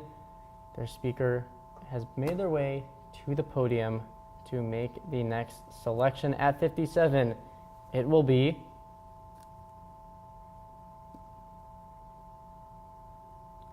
Logan Jones, the center out of Iowa. The Bears choosing to add a depth piece to their O-line.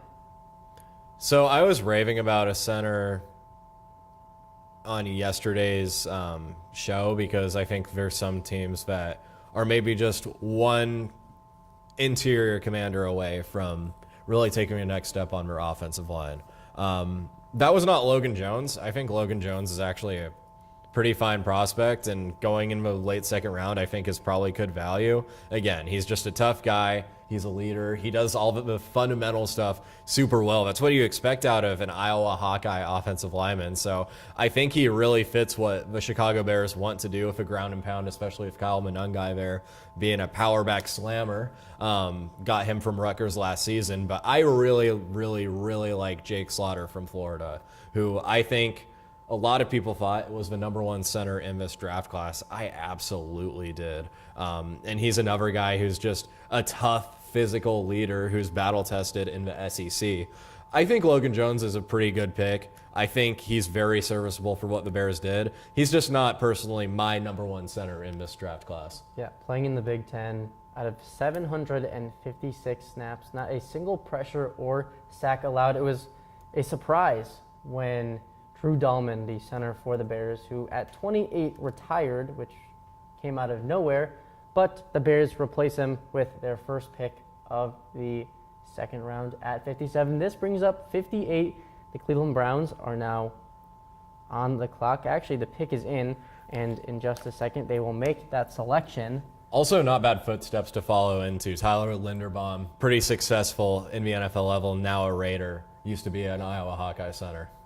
And finally, Emmanuel McNeil Warren has been taken in the draft. 58.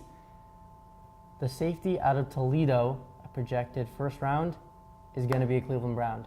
It's about time he went off of the board. McNeil Warren, just really awesome to watch. I think back to the bowl game where Toledo played against Louisville in a game that was actually a lot closer than I thought it was going to be. Miller, Moss, and company took care of the Rockets, but McNeil Warren really stood out to me. I wasn't even watching just to evaluate a prospect. I was just watching because Toledo had one of the best defenses statistically, and when I'm looking at the stat sheet and I see Ohio State, Texas Tech, Indiana, and then Toledo's on here in terms of scoring defense. I'm like, why is Toledo here? I get they play in the MAC. I know the competition isn't great. But then when I finally saw them play, Emmanuel McNeil Warren answered a lot of those questions on why Toledo was so good last season on defense and why they almost took down a very capable ACC team like the Louisville Cardinals. So I really like the pick. I think the Cleveland Browns are on fire in this draft. They really just smashed the draft last year, and they're trying to follow it up with another great grand slam here, which I think with these 4 picks is exactly what they have. 5.5 tackles for loss, 1 pick six, had 3 forced fumbles, 5 pass breakups, and also had a couple of fumble recoveries. Solid pick for the Browns, trying to build on what they need. I feel like that's been a huge theme I've talked about here so far for day 2 of the draft. Well, and get this too, because the Browns don't necessarily have that franchise quarterback right now. We'll see if Shedeur Sanders is that. But if they don't, and they have an infrastructure in place, these guys develop, they have a lot of talent right now, especially in these past 2 draft classes. If you have a top 5 pick, you get that quarterback, they're just going to springboard all the way to near the top of the NFL if they can hit on these draft picks and get the right quarterback in there. This brings up 59. The Houston Texans, who we saw at the beginning of the second round, took Caden McDonald. 59. Who's the pick here, Gabe? Brazel. Tennessee, you need a guy who can stretch the field. You went with 2 trench picks early on. Get a guy who can stretch the field, be explosive for your offense that can't create explosive plays. We will find out in just a second for pick number 59. That also brings up the Bears at number 60. They ended up going with a tight end, Marlon Klein, out of Michigan. Once again, Max Clare out of Ohio State still on the board after Klein goes at 59. Klein is just a guy that is an all-around tight end, I would say. I think he's a good blocker. I think there's things that he can do in the receiving game that are helpful to the quarterback just in terms of being like a third or fourth option maybe on a play. I would say that his ceiling is kind of capped at just being like, he can get you by as the starting tight end as long as you have more flashy and more explosive options around him. Again, he's a guy that I was able to see when calling the Michigan-Ohio State game. He wasn't a guy that really popped out to me. Again, not a lot of guys did in that Michigan game just because the offense just was not working and the defense was just getting gashed up the middle on those inside run plays. But Marlon Klein, again, I think he has a place in the NFL. I just think the ceiling isn't going to be super high for a guy like him. Yeah, not the biggest receiving threat. Only had 248 yards, 24 receptions, only 1 touchdown. And you talked about calling that Michigan-Ohio State game last year. But speaking of calling, the Titans were calling the Bears. The Titans now move in at number 60 and have made their pick. So we will get more details on the Bears and that haul that they received in just a moment. But for now, what do you think about the Titans moving back up? I know you talked about them being a winner with Carnell Tate, but thoughts on this move? I'm not even saying they're a winner. I think they're the winner of a draft so far. Now the Cleveland Browns are definitely making a push for that. I think they've had a really good draft as well. But Carnell Tate at number 4, Keldrick Falk at number 31. I just love those 2 picks so much, man. And maybe they make another pick where I think, hey, maybe they go 3 for 3 and they have my most favorite draft class ever. They're a team that needs a linebacker. Anthony Hill is right on the board. Jermon McCoy at this point, I don't know if a team is going to bite in the second round. It really doesn't feel like it. I think that medical tag is what's really holding teams back from pulling the trigger on him. But Anthony Hill, he played with Devondre Sweat, the defensive tackle from Texas. I know he's no longer on the Tennessee Titans, but I still have that Texas Longhorn pipeline in my head for this Tennessee defense. Anthony Hill would be great here. Yeah. After this is pick number 60. We'll take one last quick break here. We'll just go until the end of round 2. So we got Titans here and then 4 more selections right after that. The Rams, Broncos, Chargers, and Seahawks, assuming none of them trade back and forth with each other. That will be what it looks like. But for right now, Titans have made the pick. The pick is in at number 60. I agree. I think the Titans with Falk and Tate are really establishing themselves as a team that wants to do something now. They want to make an immediate impact. They are addressing the edge help. They are addressing that they need a wide receiver for Cam Ward, who they just selected with the number 1 overall pick last year. If you were to go and say to me last year, Cam Ward is the best prospect available in the draft, he wasn't, by far. There were many of players that were better than him. For them to go Cam Ward shows that they want to do something about it, and I think this next pick for them is going to be someone who they really feel confident in to make a difference in the short game.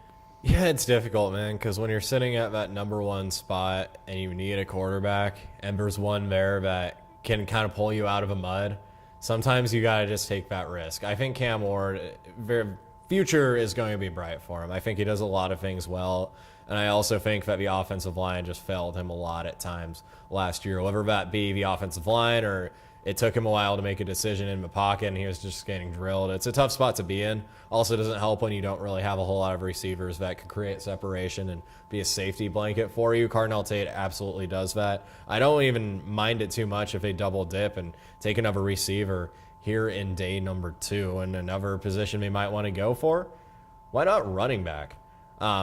Tony Pollard's there. Tyjae Spears is there. Spears from Tulane never really took a hold of that running back 1 role. Tony Pollard kind of taking a step back as well last season. Why not take a guy like Emmett Johnson, who is a bell cow at Nebraska? Or even a guy like Jonah Coleman out of Washington. You saw he had a great start to the season last year and is on the board. Another potential pick here for the Titans.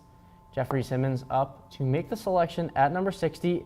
Finally, Anthony Hill Jr. is off the board.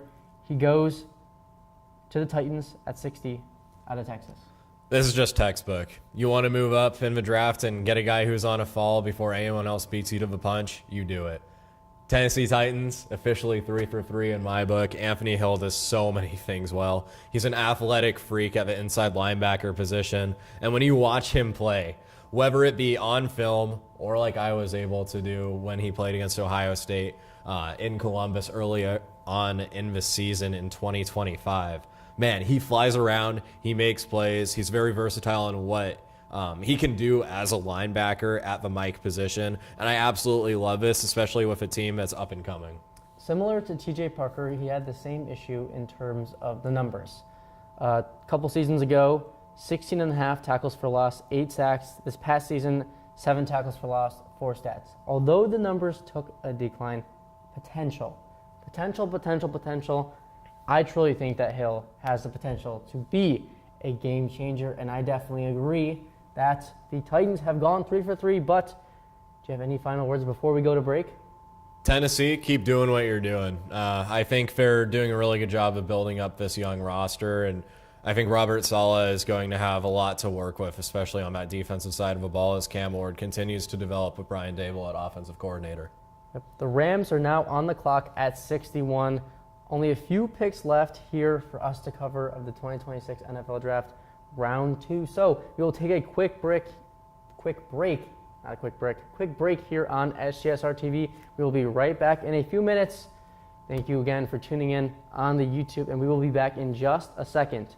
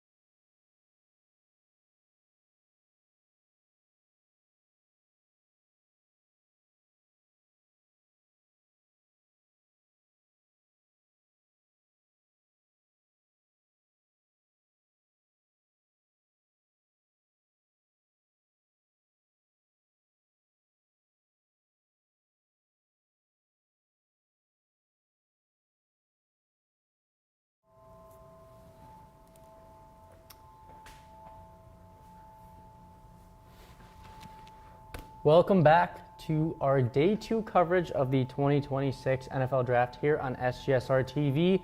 We just missed a couple of picks. That was the Rams and the Bills. And talk about a pair of Buckeyes, Max Clare going to the Rams and IGB Davison Igbinosun to the Bills. Thoughts, Gabe? Well, I think the tight end room is very crowded for the Rams right now. Colby Parkinson, the tight end 1. Tyler Higbee has been around there for the Rams for a while. And then they also drafted a tight end last year in the second round, just like they did with Max Clare a little bit earlier and Terrence Ferguson. So there's a lot to work with in this tight end room. Sean McVay is a guy who really likes running multiple tight end sets. So I think that's the right fit. Max Clare, a really good pass catcher. He definitely has some work to do on the run blocking side of things. But then you look at Buffalo, taking Davison Igbinosun.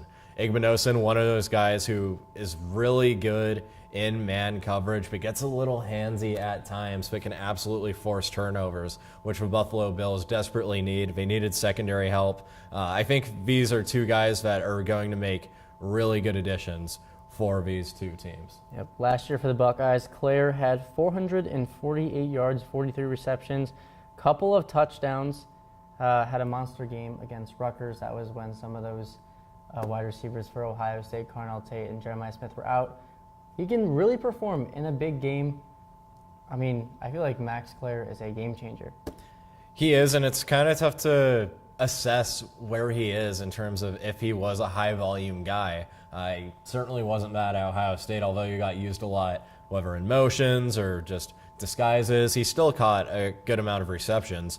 But when you're playing behind guys like Jeremiah Smith, Carnell Tate, even Brandon Innes at some points last year, it's really tough to carve out your role. And then you also have a guy like Will Kazmarek who's so good at blocking that he's going to have to be on the field, taking away opportunities for Clare to make those receptions. So I think he's underrated in terms of his receiving ability.